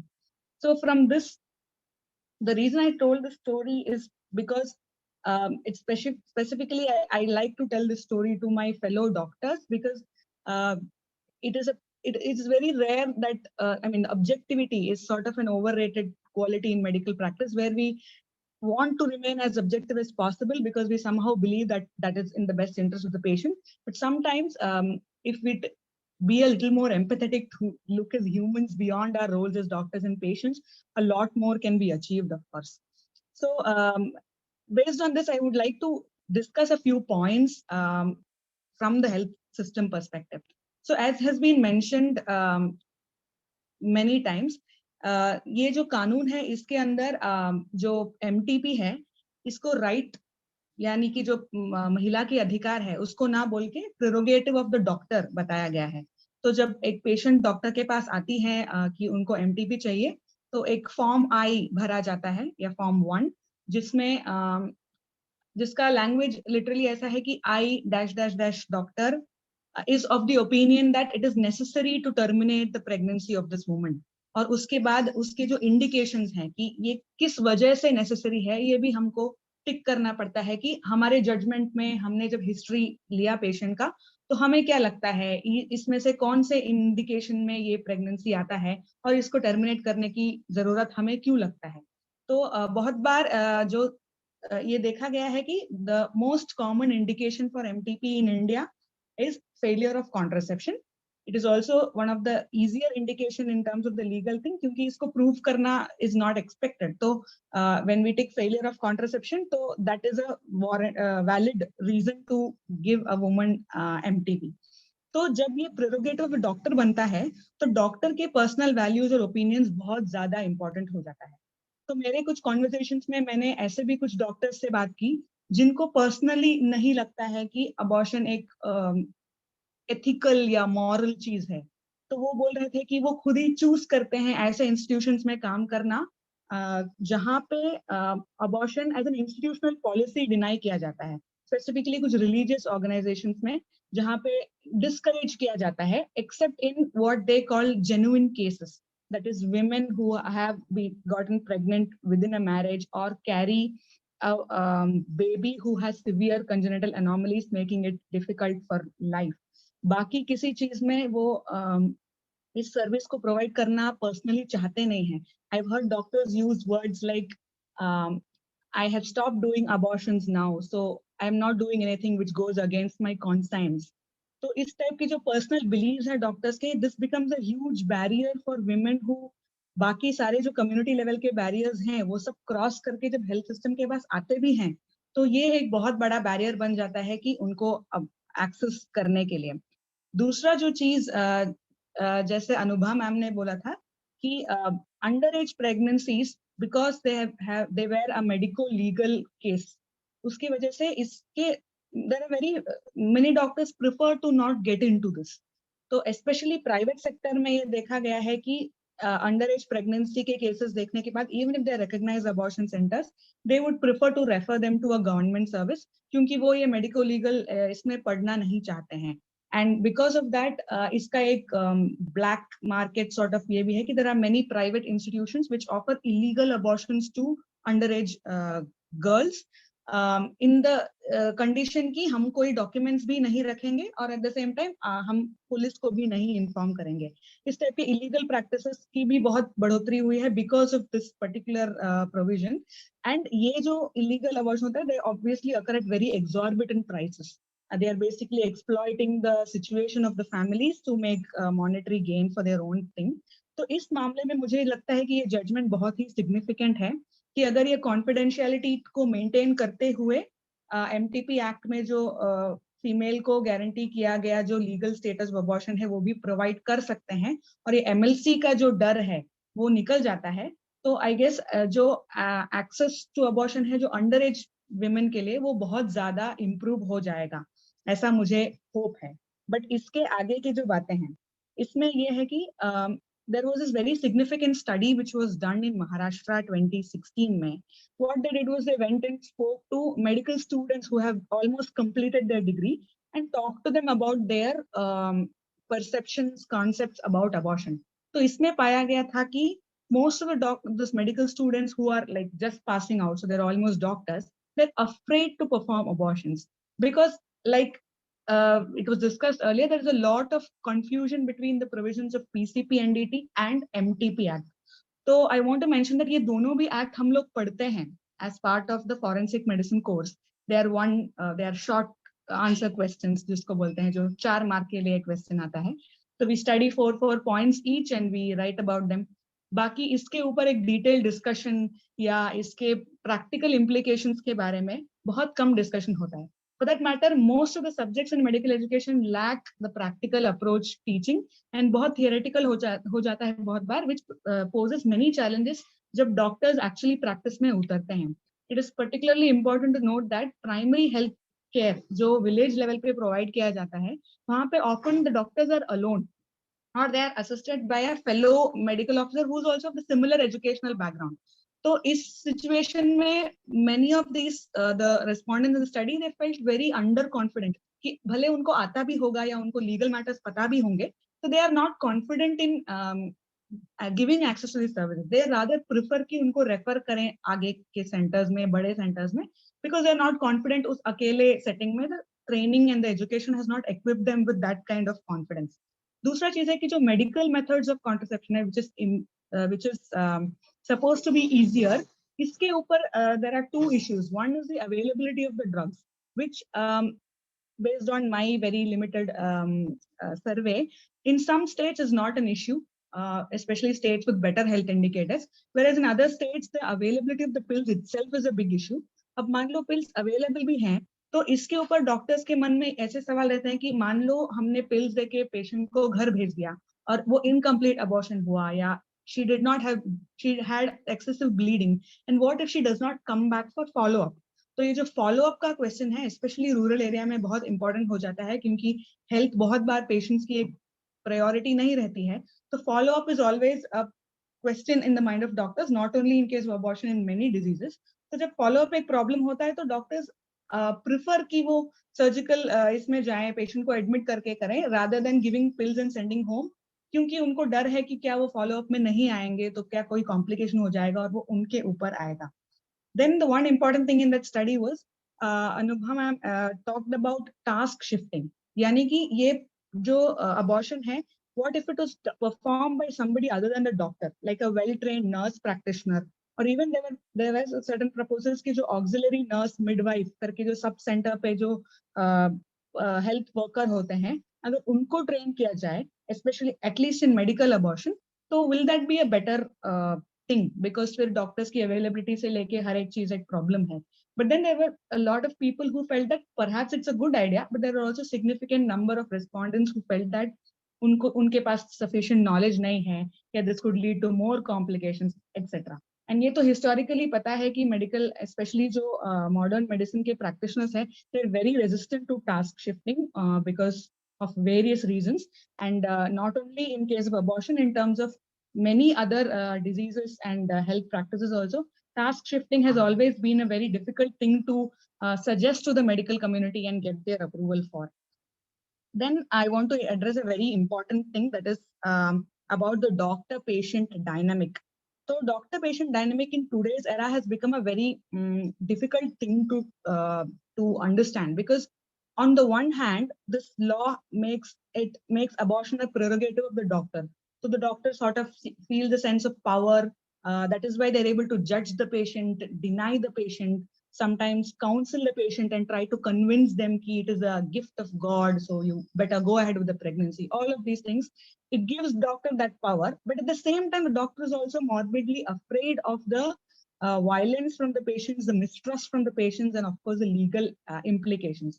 Therefore, it has been observed that many times the language that the doctors use are 2 ways very problematic. One, when they are explaining, either they take it all upon themselves and they do not explain anything, it is their prerogative, they can deny, they can refer, etc., etc.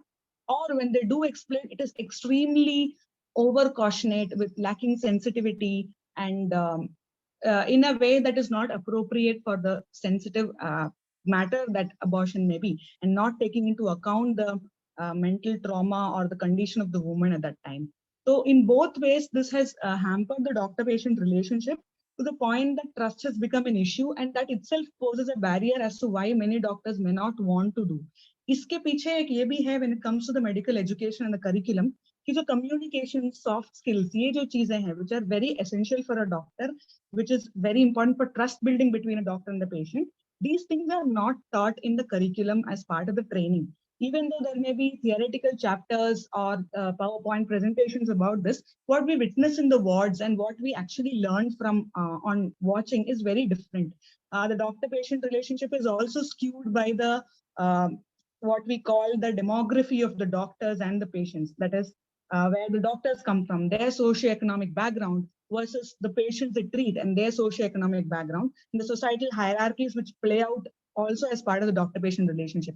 So all of these things play out in the way the communication happens, and जिसके वजह से it becomes a very significant barrier कि patient हमारे पास आते भी हैं तो हम उनको किस तरीके से बात करते हैं, और सिर्फ इसके डर से या जजमेंट के डर से उनके एक्सेस पे कितना बड़ा असर होता है. तो ये सब चीजें इसके मतलब ग्राउंड रियलिटी में आते हैं. एंड एक जो और बात जो मैडम ने बोला था कि फार्मासिस्ट के मामले में बहुत बार ऐसा ऑब्जर्व किया गया है कि ये जो मेडिकल अबॉर्शन पिल्स हैं, इसका जो रिकॉर्ड्स उनको मेंटेन करना पड़ता है, सिर्फ उसके वजह से many pharmacist even in government setups choose to not stock enough of these medications. बहुत बार shortage होता है. In private setups, there are many times shadow bans on these medicines, and बहुत बार illegally available रहते हैं, but again with high exorbitant prices. So government hospitals में it's not so uncommon to see women coming to them with incomplete abortions क्योंकि उन्होंने इस type के pills pharmacy से या कहीं से procure करके उन्होंने use किया है. And one more very important thing that some doctors mentioned was ये जो consent की बात है कि the MTP bill, MTP law very clearly says that the consent of the woman alone is enough to perform an MTP, even if she is a married woman. But it is of course a common practice that, especially if she's a married woman, they prefer to take the consent of the husband.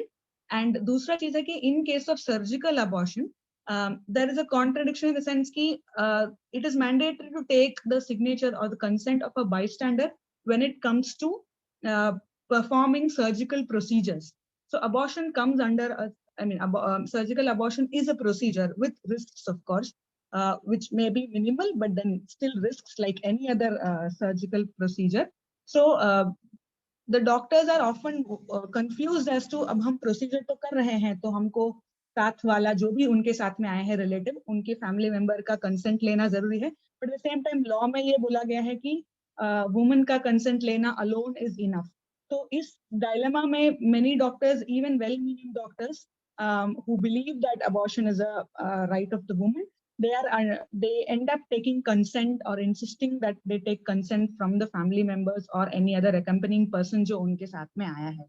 तो these are the various aspects that I observed and read about and heard about. And this judgment, particularly the most important. So what I heard again was that many of the provisions of this judgment are not new in the sense that the health system has been coping with this issue in various ways. There have been doctors who give MTPs in the prerogative along with tubectomies. There have been doctors who give it, say, illegally, taking exorbitant prices, or the system has found some or the other loopholes in many places.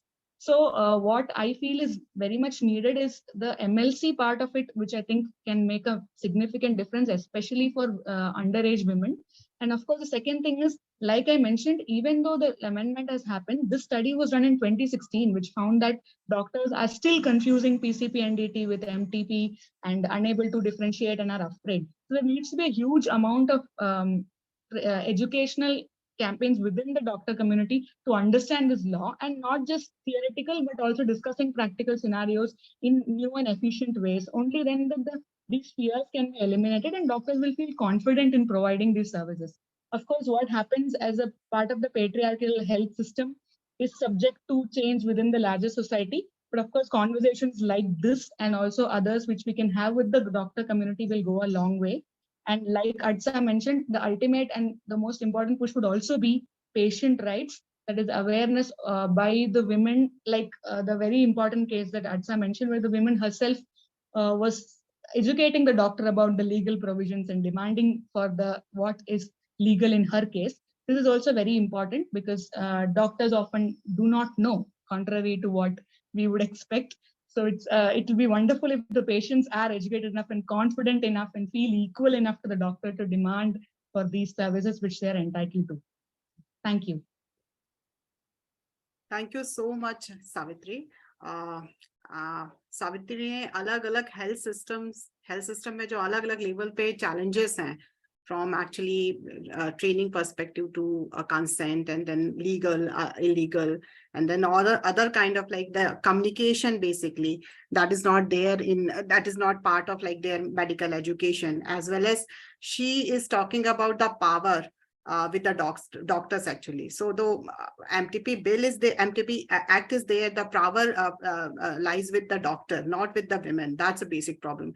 और ये जो shift है, ये जो power shift है basically doctor to women, उसके बारे में सावित्री ज्यादा बोल रही थी कि ये कैसे करेंगे, ये हम सब के लिए एक बड़ा चैलेंज है मुझे लगता है।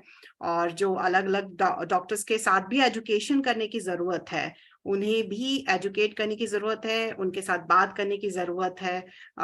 ये जो सिस्टमिक इश्यूज हैं, खासतौर पे लीगल प्रोविजंस हैं, जो रेगुलेशंस है स्पेशली मेडिकल अबॉर्शन पिल्स को लेकर अलग स्टेट में, जैसा कि महाराष्ट्र में सबसे ज्यादा इसको लेकर हम देख रहे हैं कि बहुत ज्यादा प्रॉब्लम्स ग्रास रूट लेवल पे हैं।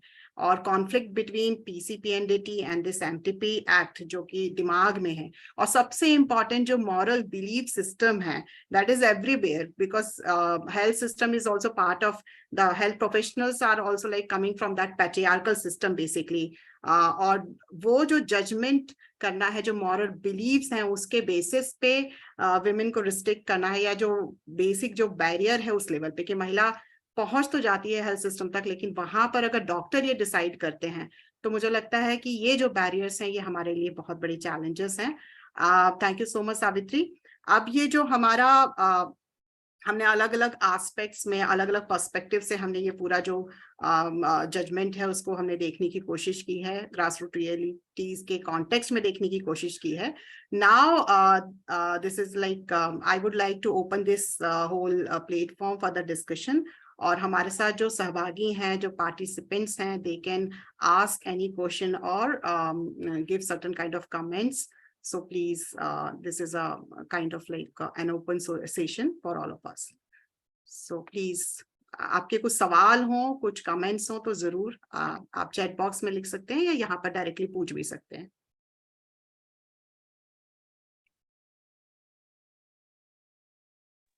आप अपने आप को अनम्यूट कर सकते हैं। People can unmute it because Hemant has done that. Yeah.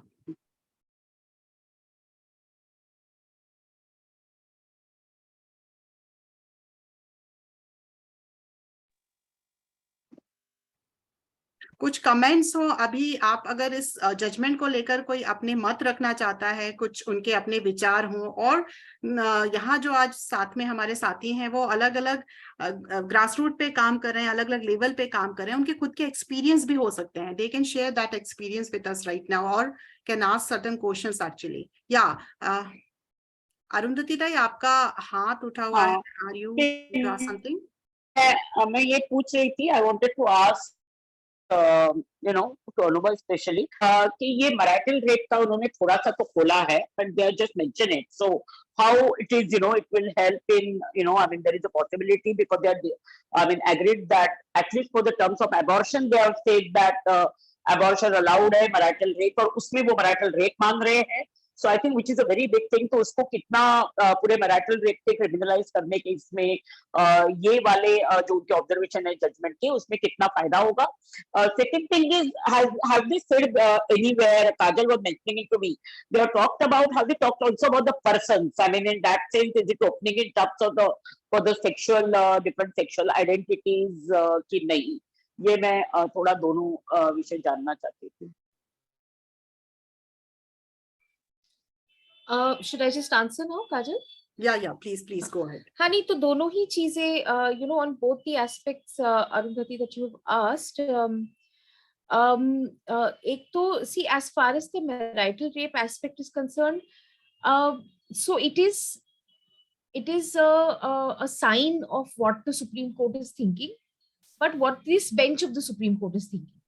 अभी हमें ये नहीं पता कि जो marital rape वाला मुद्दा है वो कौन सी बेंच सुनेगी, उनका क्या पॉइंट ऑफ व्यू होगा, पर वो इस बात को इग्नोर तो नहीं कर पाएंगे कि एटलीस्ट अबॉर्शन या एमटीपी प्रोविजन के लिए सुप्रीम कोर्ट ही कह रही है that you should recognise if a married woman is saying that she was raped by her husband and therefore she needs the termination of pregnancy. So from that point of view, yes, it's very it's a ray of hope, if I may say so. But I think a lot still needs to be seen, because to be able to see this as an offense, for you and me, it's very clear. There is no question. But a lot of things really come up when we look at it, before a bench in the Supreme Court, judges and other aspects being argued. So it's, but I think I would definitely say कि थोड़ा सा उम्मीद तो बनती है, but let's see how it really goes. I would say just let's see, let's watch. The second question, जैसे I also said that the Supreme Court in the judgment has said कि they are using the word woman, but they mean everyone who can become pregnant, who may or may not be female, or we may or may not identify as a woman. So in that sense, it's a very inclusive judgment. वो उस तरह से जो terminology use करते हैं वो in the judgment, it's very very inclusive and progressive. And it is, even though the law is sticking to the previous notions of how this should be, the judgment, while interpreting the law as it is being more progressive. क्या ये judgement को अभी क्या law में इसके आधार पे actual changes होंगे कि नहीं? बिकॉज द प्रॉब्लम कोई सिंपल चीजों में भी example for I tell you give the example of the DV. आप पुलिस को जाके पूछिए डीवी एक्ट होते हुए वो कहते हैं हमारा क्या लेना देना इससे, इसमें कौन सा सेक्शन लगाए बताइए. नॉलेज जहाँ पे है क्या अभी ये जजमेंट के आधार पे एक्चुअल रूल्स और ये बदलेंगे कि नहीं बदलेंगे?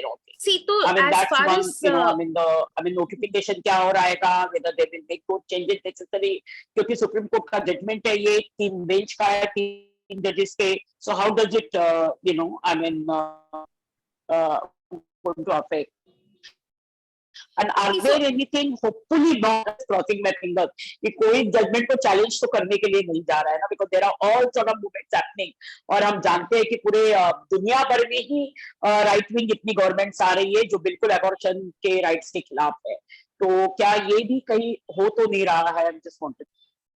See, so both things. एक तो let's be very clear that it's the judgment of the Supreme Court, so it's the law of the land.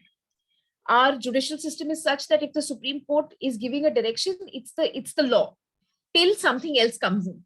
And in this judgment, they are specifically saying, they are interpreting that particular rule, which is saying ki only change of circumstance of a married woman, they have interpreted to say that your classification is unconstitutional, and therefore you have to include all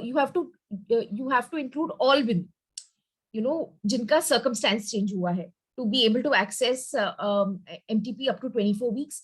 And you have to include all women who are alleging that the pregnancy is as a result of rape to be able to access abortion till 24 weeks. So very clearly, it's not one of those ki side mein kahin observation hai kisi cheez ke upar, par finally judgment mein specific direction nahi hai. There is a specific direction.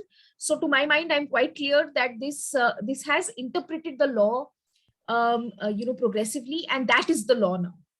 तो एक तो वो बात हो गई. दूसरी बात, you're absolutely right that especially in the context of what has happened in the US, the overturning of the judgment which provided access to abortion in the US for so long,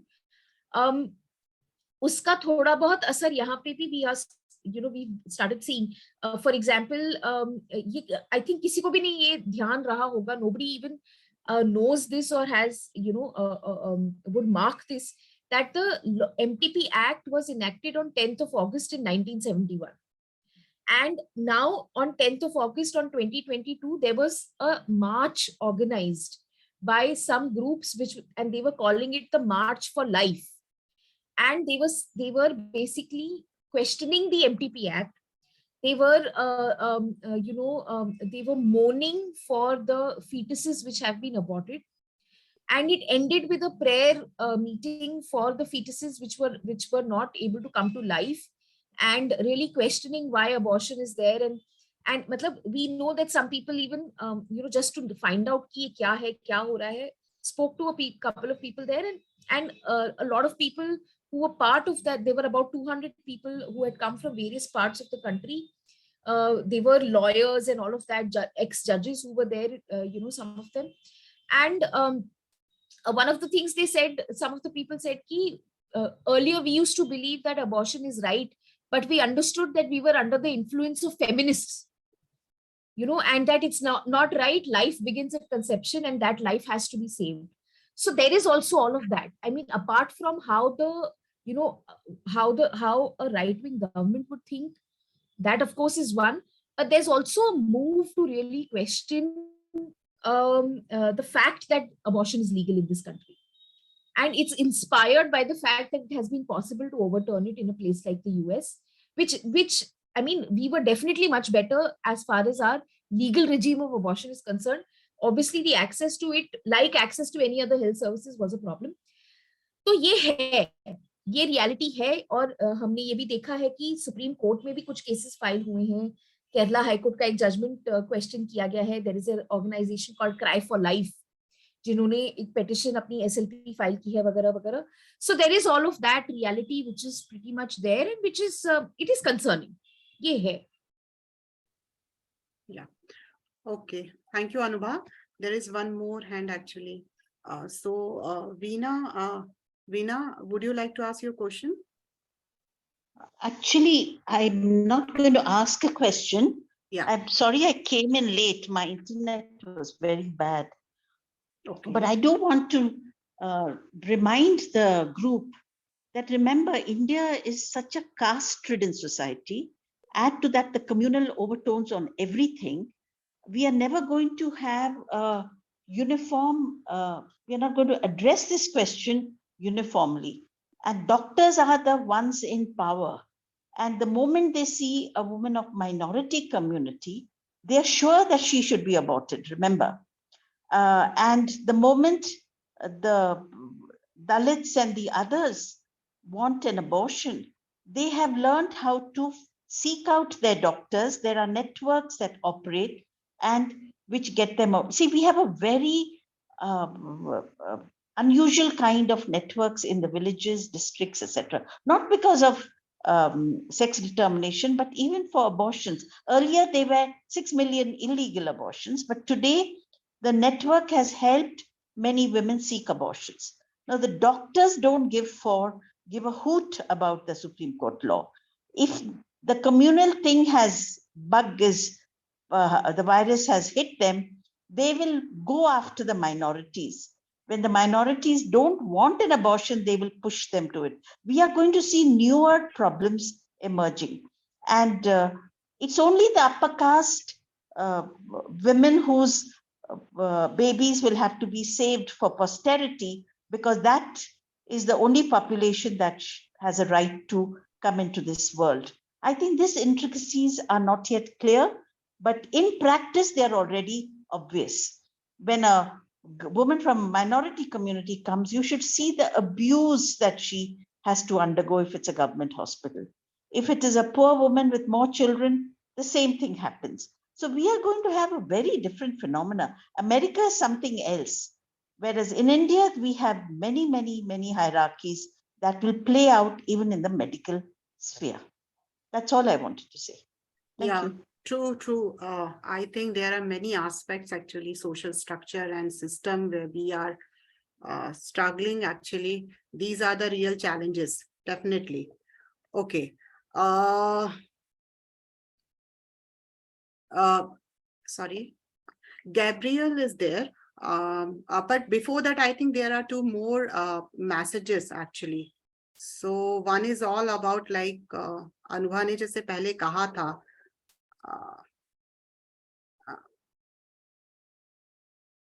trans actually men को लेकर ये बात कही गई है कि their struggle and how they can access the facilities, actually these safe abortion services at the ground level. So कोई उसके बारे में आप में से कोई बोलना चाहेंगे? अदसा, Anubha?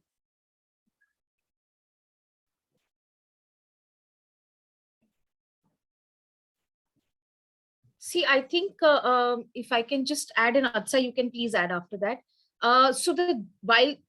And again, I will talk from the point of view of what the judgment is saying. And of course, the grassroots reality is something that I will only listen and learn from all of you.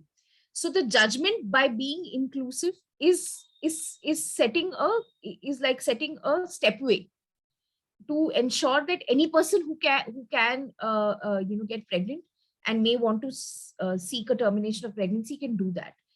How this really plays out in reality is something that, Adsa, maybe you want to just throw some light on that. So I was just reading looking at the message. I think the message also has that point that, how we need to discuss and we need to look into it. And that's precisely what will be required here. I mean, the reiteration in the judgment about, going beyond gender binary identities provides us an opportunity कि जहाँ पे access की बात, what we were saying earlier, that this struggle to abortion cannot be and has not been an isolated struggle. Wherever we need to see it intersecting, because it does intersect, so it does provide us an opportunity to talk about not just abortion but access to healthcare per se generally. For people in need of, for their experiences, for certain essential healthcare needs, whether it's hormonal therapy, whether it's, other essential healthcare needs pertaining to a certain communities. What are some of the experiences? What are experiences of the sex workers? So, and some of these conversations are there and have happened. It is, I would just say that this provides us an opportunity to revisit it and say that, now the Supreme Court is also flagging this nuance or somewhere asserting it, or at least giving us an option of asserting it. And that's what I feel we should do, and really see how to bring these struggles or bring these testimonies within our own understanding. Also, what kind of struggles are faced by queer persons accessing healthcare, even general healthcare access. Being asked questions about which department to be seen in, or not having the choice to opt for to be, whether they want to be seen by a doctor who's a woman or by a doctor who's a man. Those are already part of our conversations. So we need to revisit those conversations is something that I would feel. Yeah. Thank you, Adsa. Thank you, Anubha. I think Kajal, sorry, I just wanted to add one more point because that was flagged and separate from this. The thing about, I think Veena was mentioning about it, with Muslim women and other marginalized identities, and I spoke to some of it from our ground realities, some experiences. So it definitely, I think it's a point to be reiterated, and it plays out, both ways. What the experience, what many of us may be knowing, being taunted or said कि आप तो इतने बच्चे करते हैं, obstetric violence की बात बड़े पैमाने पे शायद हम नहीं करते, but हमने की होगी, so, being all abuses. So it plays out both, we have heard stories also, ऐसी stories भी सुनने को आती हैं कि within this MTP law and this entire thing of marriage, provider looking for obvious symbols of marriage. So if you're not from a certain community wearing those symbols, were also challenged, whether I will provide you abortion or not. So even a Muslim woman, or a woman from a Muslim community or other marginalized community, or if they are, outside, they have exited their marriage. And there was one case where she was a divorcee and was not wearing those necessary apparent symbols of marriage. They were challenged by the provider saying, are you married? Are you not? So you need to show, you need to carry these symbols, and these things play out on ground in realities. And these are some of the things we keep hearing from ground level karyakartas, where women, when they are asking for abortion, are being challenged. So just to drive home the point that it should be the consent of the whether she wants to terminate or does not want to terminate. And this need is across communities, because it depends. We need to see them as individuals who may be, within facing a certain life situation, along with certain identities that they are, that they are being burdened with politically. But at the system level, it plays out both ways. So it's very essential to drive to focus on that, how their consent becomes central, because we know so many cases where doctors did not give MTP in the first place when the woman was asking, whereas the law said as per the MTP law they could have provided, but then women went to the court. When the judge said, "Ha, inko MTP milna chahiye," the same doctor, she came back to the same provider. What does it tell us? I mean, personally, I've always felt, "Acha, wo bol rahi thi to wo kafi nahi tha," You need to hear it from a judge too. You're still providing the same service. So these are some of the very, very fundamental, very systemic, questions that we need to reflect. Definitely अत्सा ने जो बात कही है that is very true actually. Sex workers को अपना मंगलसूत्र दिखाना होता है, नहीं तो पार्टनर नहीं है तो उनको ऑर्गेनाइजेशन का लेटर लेके जाना पड़ता है, या किसी का तो पार्टनर के तौर पे नाम लिखवाना पड़ता है. That is the reality. And the other thing is like minority women are really facing a very big challenge over there. Economic, social challenges hain, hum jante hain ki what are the we know about the current context in the community in the India basically, or even though so it's very challenging for minority women actually to get access to these kind of safe abortion services over there. So इसीलिए हमारी लड़ाई जो है, वो जो struggle है, जो system के लेवल पे है, हेल्थ सिस्टम के लेवल पे है, वो बहुत ही हम सबको एक साथ आके लड़ना होगा. और वो दलित मार्जिनलाइज जो लोग हैं उन सब के साथ हमें आगे जाना पड़ेगा. मुझे लगता है समझने की जरूरत है हमें एक दूसरे के स्ट्रगल को बहुत ज्यादा अच्छे से, और हम साथ में कैसे जा पाए ये सिस्टम के लेवल पे, ये देखने की जरूरत है. तो गैब्रियल, काजल, गैब्रियल का, या आई नो या Gabriel, please, would you like to ask something? Yeah, no, I don't want to ask something. I want to make a comment. Yeah, please. And it is partly along the lines of what Dina Shatrugna was saying, because she also pointed out that there is a whole variety of situations in which this plays out. And we have to be, from the women's movement perspective, we have to be very differentiated how to understand this variety and how to work out that this really works out in favor of women and of a feminist perspective, Yes. Now I'm in Tamil Nadu, I'm from Madurai, and Madurai was very much in the headline. I mean, on the one hand, we had this law, which is over 50 years old. But on the other hand, we are living in, and it is not that the women's movement brought this law. This law was brought for population control originally. I think this is also something which we have to understand. That was the motivation of the state and of the international health system and all that. But we have now managed to turn it into something which, if we are alert enough, can really help women to manage their situation and to have a right to have an abortion. But I think still, I mean, I'm very happy that many people feel that we have to watch out very much, because, for instance, Madurai has had this whole problem of a sex-selective abortion, where women, I mean, female pregnancies were done away with, and there was a very distorted sex ratio in central Tamil Nadu. Now, fortunately, that was brought to light. And then not only feminist groups themselves, but also NGOs in which men were leading, they also had a concerted struggle for gender equality and for the right to life of the female sex, And I think that is something which, it's a campaign which we should not forget, which was successful in doing away with female infanticide, because it was not only sex-selective abortion, but originally there was female infanticide.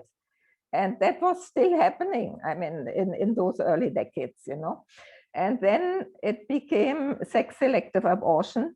But there is also the problem that the conservative religious groups, will that then call female feticide, this is a very contradictory situation, and it has not entirely gone away. And it is not even fully understood because there are so many regional differences in what the situation is like, And so I'm very happy to have attended this discussion.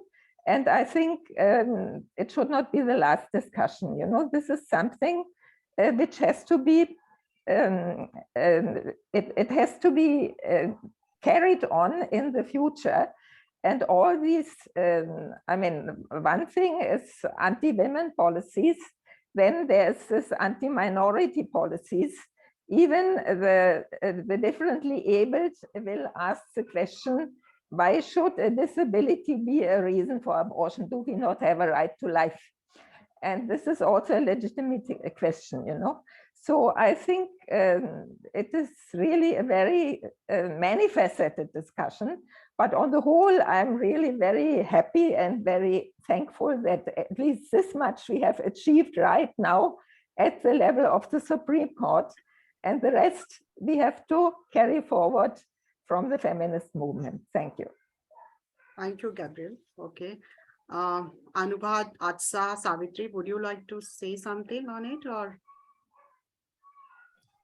I think the underlying, sort of theme really needs to be where we reach that it has to be the decision of the pregnant person, irrespective of what it means, irrespective of, just because the law is saying that you can, one of the reasons why you can terminate a pregnancy is the likelihood of serious handicap. It doesn't mean that it's not that persons with disabilities are not being permitted to be born. And frankly, like it has already been said, the law is not from the point of view of the pregnant person. The law is from the point of view of the provider, and has come in 1971. And although it has been amended in 2021, it still is operating, it's still not operating in 2022. But I think we must always keep underlining the fact that it has to finally be the decision, and the only decision that matters should be of the pregnant person, and which is informed by the medical advice that the pregnant person gets.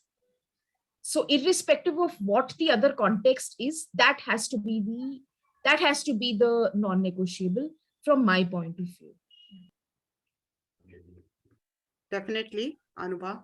और ये बात मुझे लगता है कि ये जो sex selection वाला मुद्दा है, the conflict between two of the laws, actually it's really very complicated issue for all of us, and we have to understand this thing कि PCPNDT deals with the sex selection, and then MTP deals with the safe abortion basically services.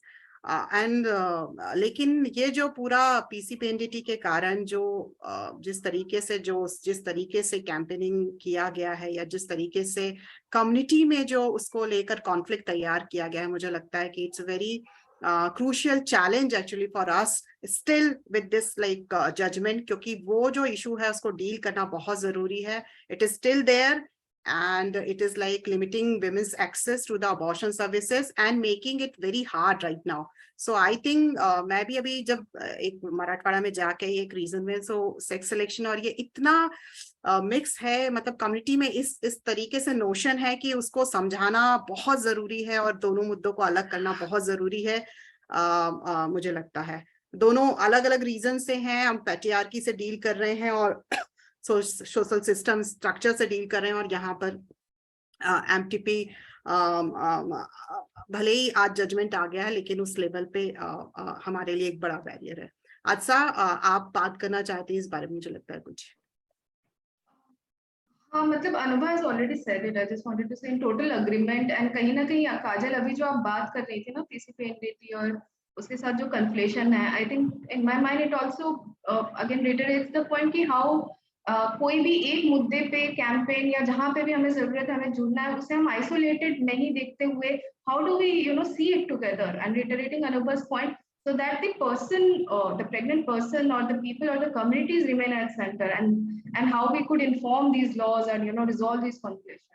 और एक और बात जो ये है कि ऐसा भी तो मतलब ये भी एक चलन रहा है आई वुड से, और ये हमने वायलेंस के काम और जेंडर आधारित हिंसा जीबीवी लॉज में भी देखा है कि वो कानून जो नियंत्रण की बात करते हैं, जो कंट्रोल की बात करते हैं, जो रोक टोक लगाते हैं, somehow they become more successful, they उनकी नॉलेज काफी होती है सिस्टम में, पर वो कानून जो अधिकारों, जो थोड़ी सी सेवा देने की बात करते हैं, है ना, तो जैसे पीसीपी एनडीटी के बारे में डॉक्टर को पता होगा पर एमटीपी के बारे में कम पता होगा। पॉक्सो को आया भी कितने साल हुए, पर सब कोई पॉक्सो जानता है, लेकिन पीडब्ल्यूडी है, उन्हीं डॉक्टर से पूछो कि जो इतना कॉम्प्रिहेंसिव लॉ है, मतलब ये एक छोटा सा एनेक्डोट है, पर इतना क्रिटिकल हमें बार बार ये रिफ्लेक्शन आता है कि there are laws and then there are laws. Not all these laws are meant to serve the same community. Let us be very clear on that. It's not, Kanun may be telling us to categorize people, but we cannot categorize people. These people, the same person may be falling into the same category depending on the life situation. They may be a marital rape survivor, or they may be in a consensual sex at some point, jinka contraceptive failure hua ho, right? So it's not, people's lives and marginalized communities' lives are not categorical. I just in agreement, what I just wanted to say, ki I think Anubha, Kajal, I just feel maybe the discussion or conversation on bodily autonomy and rights, I think need to be, there should be more, there's clearly need for more discussions. And just to repeat the point, ki, at the end of the day, anybody forced to continue a pregnancy against their wish, the person who suffers, uska खामियाजा या उसका जो भी भुगतना पड़ता है, जो असर पड़ता है, वो उस व्यक्ति पर पड़ता है. Anyone else who may be, feeling about it, thinking what it be, and therefore the question of autonomy comes. But how do we make this? How do we deepen this conversation? And I just wanted to reiterate, I've said this in my session, इसलिए भी मैंने बोला था कि ऐसा नहीं है कि abortion की सेवा सिर्फ शहरों में इसकी जरूरत है. हमारे काम में हमने देखा है कि across marginalized communities, women are asserting or demanding certain bodily autonomy.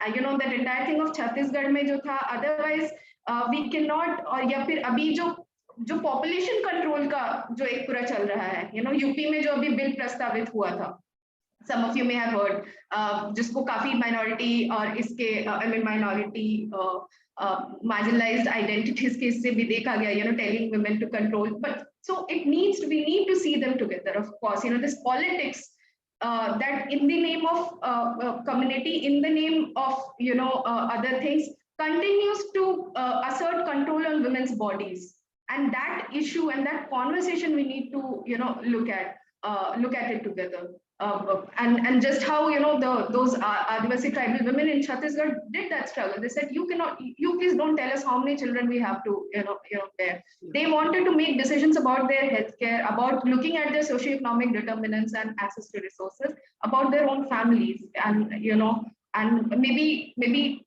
there should be, I think a lot of other people have said it, maybe we need to do more conversations and take it to different spaces, or something that I think I've also repeated several times. Thanks.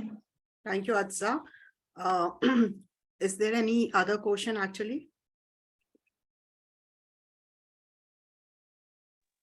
Or any comment from anyone? Savithri, would you like to say something actually? I'd just like to say one thing, that since this law has placed so much onus on the health system, making it such a provider-oriented service, I would just like to say that then the health system has a long way to go in understanding what its exact roles are, a lot of unlearning, relearning to do, especially in terms of medical education and the soft skills. So, and unless that is focused on, the actual implications of the judgment will not be seen on the grassroots level. I would just like to reiterate the point of improving the training, the language, the attitude of the health system. And as far as the rights of people who can get pregnant goes, we have a huge, long way to go, because it's only recently that the health system even removed problematic things that we are taught as part of forensic medicine about cure identities. So to even reintroduce the right concepts, to develop the attitude, I do not know how long we would take. there's a lot of responsibility on us, and we hope to recognize that. Thank you, Thank you. Thank you so much all of you actually. मुझे लगता है कि बहुत ही अच्छा discussion रहा है from like legal point of view, from like a community perspective, and then from health providers perspective right now. And basically, sorry, just a minute.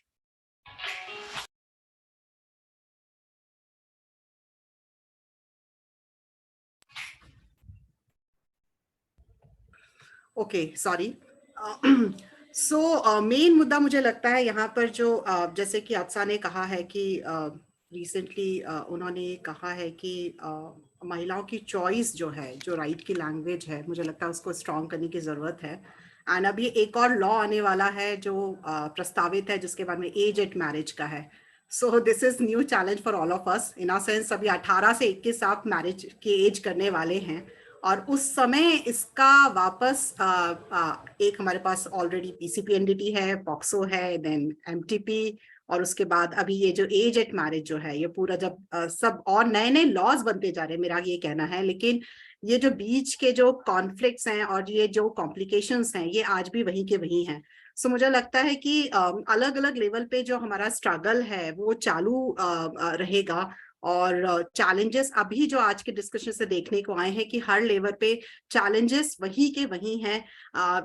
एक अच्छी बात है कि सुप्रीम कोर्ट ने एक हमें जजमेंट दे दिया है, और उस जजमेंट की जो लैंग्वेज है, शायद वो एक हमारे लिए ओपनिंग पॉइंट है, जहां से हम उस चीज को और ज्यादा रिइटरेट कर सके, ज्यादा हम कम्युनिटी में जाके बात कर सके, और ज्यादा हेल्थ सिस्टम को एजुकेट कर सके, और ज्यादा हमारी जो एडवोकेसी है, जो अलग अलग मूवमेंट्स जो हैं, हम सब वो एक साथ आकर कर सके, इसको स्ट्रॉन्ग करने में मदद करेगी. लेकिन स्टिल जहां पर हम हैं आज 50 साल के बाद, उससे हमें आगे जाने के लिए मुझे लगता है बहुत समय लगेगा. और खास तौर पे अनुभा ने जो एक कॉन्टेक्स्ट अभी ये ग्लोबल कॉन्टेक्स्ट भी हमारे सामने रखा है कि जो सिचुएशन है, और खास तौर में उसका इम्पैक्ट इंडिया के अंदर पे हमें देखने को मिल रहा है कि रिसेंटली प्रो लाइफ जो ग्रुप्स हैं वो किस तरीके से एक्टिवेट हो रहे हैं, और किस तरीके से चैलेंज कर रहे हैं वुमेन्स ऑटोनॉमी को, बेसिकली एजेंसी को. वो मुझे लगता है कि सबसे बड़ा खतरा है आज के समय पे. वो इस जजमेंट से एक हमें थोड़ी ऐसा कहे कि थोड़ा सा एक आधार मिला है, एक सपोर्ट मिला है.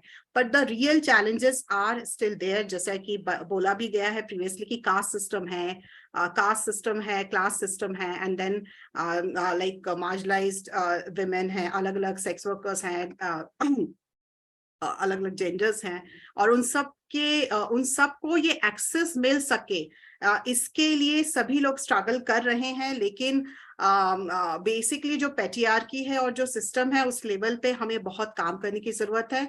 सो मुझे नहीं लगता कि मतलब मैं यही कहूंगी कि प्रोग्रेसिव है ये पूरा सुप्रीम कोर्ट का जजमेंट. लेकिन हमारे जो अभी एक्सपर्ट्स हैं, उन्होंने अलग अलग लेवल के बैरियर्स हमारे सामने रखे हैं, और इसीलिए मुझे लगता है कि ये इम्पोर्टेंट आज का डिस्कशन बहुत रहा है, क्योंकि आज हमें समझ में आ रहा है कि ये सब कॉन्टेक्स्ट में, आज के जो कॉन्टेक्स्ट है, ग्लोबल कॉन्टेक्स्ट है, इंडिया का अपना हमारा खुद का जो पावर पॉलिटिक्स यहाँ पर हमें दिख रहा है, जो आज हमारे जो इंडियन कॉन्टेक्स्ट है, जहाँ पर कास्ट पैट्रियार्की सब है, उसमें जो हमारे चैलेंजेस हैं और जो पावर रिलेशनशिप है, वो हम कैसे निगेट करेंगे, उसको हम मिटिगेट करके कैसे आगे जाएंगे. मुझे लगता है कि इस पे डिस्कशन आगे होने की बहुत जरूरत है, इस पे काम करने की जरूरत है. तो आज का डिस्कशन एक नए डिस्कशन के लिए आगे जो हमारा काम है इस दिशा में, उसको आगे ले जाने के लिए एक बहुत इंपॉर्टेंट डिस्कशन रहा है. और इसके लिए मैं आप सभी की बहुत आभारी हूँ NAPM की तरफ से इस सेशन में आने के लिए. और मैं मुझे लगता है कि हम आगे भी इस तरह की चर्चाएं करते हुए रास्ते निकाल पाएंगे. मैं अरुंधति ताई को इन्वाइट करती हूँ, please. Thank you. Thank you Kajal, and thank you Adsa, Anubha and Savithri. आज आपने जो ज्वाइन किया, मुझे लगता है कि औरतों के शरीर पे लड़ाइयाँ हमेशा ही होती आई है, और कहीं ना कहीं मुझे लगता है कि जो पूरे बॉडीली इंटीग्रिटी और ऑटोनॉमी का मुद्दा हम लोग उठा रहे हैं, I think it's a long way to go. The only thing is ये जजमेंट ने एक दरवाजा का थोड़ा सा खोला है, क्योंकि लीगलाइज राइट होते हुए भी हम उस राइट को पूरी तरीके से सभी पर्सन के लिए नहीं ये कर पा रहे थे. सो आई थिंक एक दरवाजा खुला है, हमको एक पैर रखने की जगह मिली है. पर आई थिंक लड़ाई और लंबी है, वो नॉन बाइनरी वर्ग की है, सेक्स वर्कर की है, अलग अलग मार्जिनलाइज वर्गों की है, पूरे ग्लोबल कॉन्टेक्स्ट में और हमारे देश में भी जो पूरा राइट विंग और पूरा जो महिलाओं के अलग अलग प्रकार के कंट्रोल, अलग खाली महिलाओं के नहीं, अलग नॉन बाइनरी और सभी मार्जिनलाइज सेक्शन के ऊपर जो कंट्रोल की भाषा, जो वो बोलने की आजादी से लेके हमारे शरीर की आजादी से लेके हमारे बच्चा जन्मने की या न जन्मने की, सेक्स करने की ना शादी करने की, ये सभी आजादियों के ऊपर जो बंधन है, वो लड़ाई मुझे लगता है बहुत लंबी है। मेरे लिए तो मुझे लगता है I think this opens up how, and I think that discussion require a more may be जो आपने सबने जो बैरियर्स और जो प्रॉब्लम बताया उसको ध्यान में रखते हुए एक्शन पॉइंट्स में हम इसको कम्युनिटी के पास कैसे लेके जाए, क्योंकि हमारे पास ये चर्चा न रहे और हर औरत, हर नॉन बाइनरी पर्सन, हर मार्जिनलाइज वर्क, हर सेक्स वर्कर को वो अधिकार कैसे मिले इस दृष्टि से। और खाली अबॉर्शन का हमारी बॉडीली इंटीग्रिटी और हमारी बॉडीली ऑटोनॉमी का, हमारे बोलने से लेके सभी आजादियों के व्यक्त करने का, मुझे लगता है उसके ऊपर के इसमें हम क्या संगठनात्मक and what the collective struggle, what we can take it forward, I think that will require another discussion in more concrete plan. Anyway, thank you all for joining us today. And GV Crowded Voices series takes place every Sunday at 6 o'clock. So, आप अगली बार भी हम जोड़ेंगे. We hope that you will join us to learn about and take the collective struggle forward next Sunday and take it forward. Thank you. Thanks a lot. Thank you, everyone.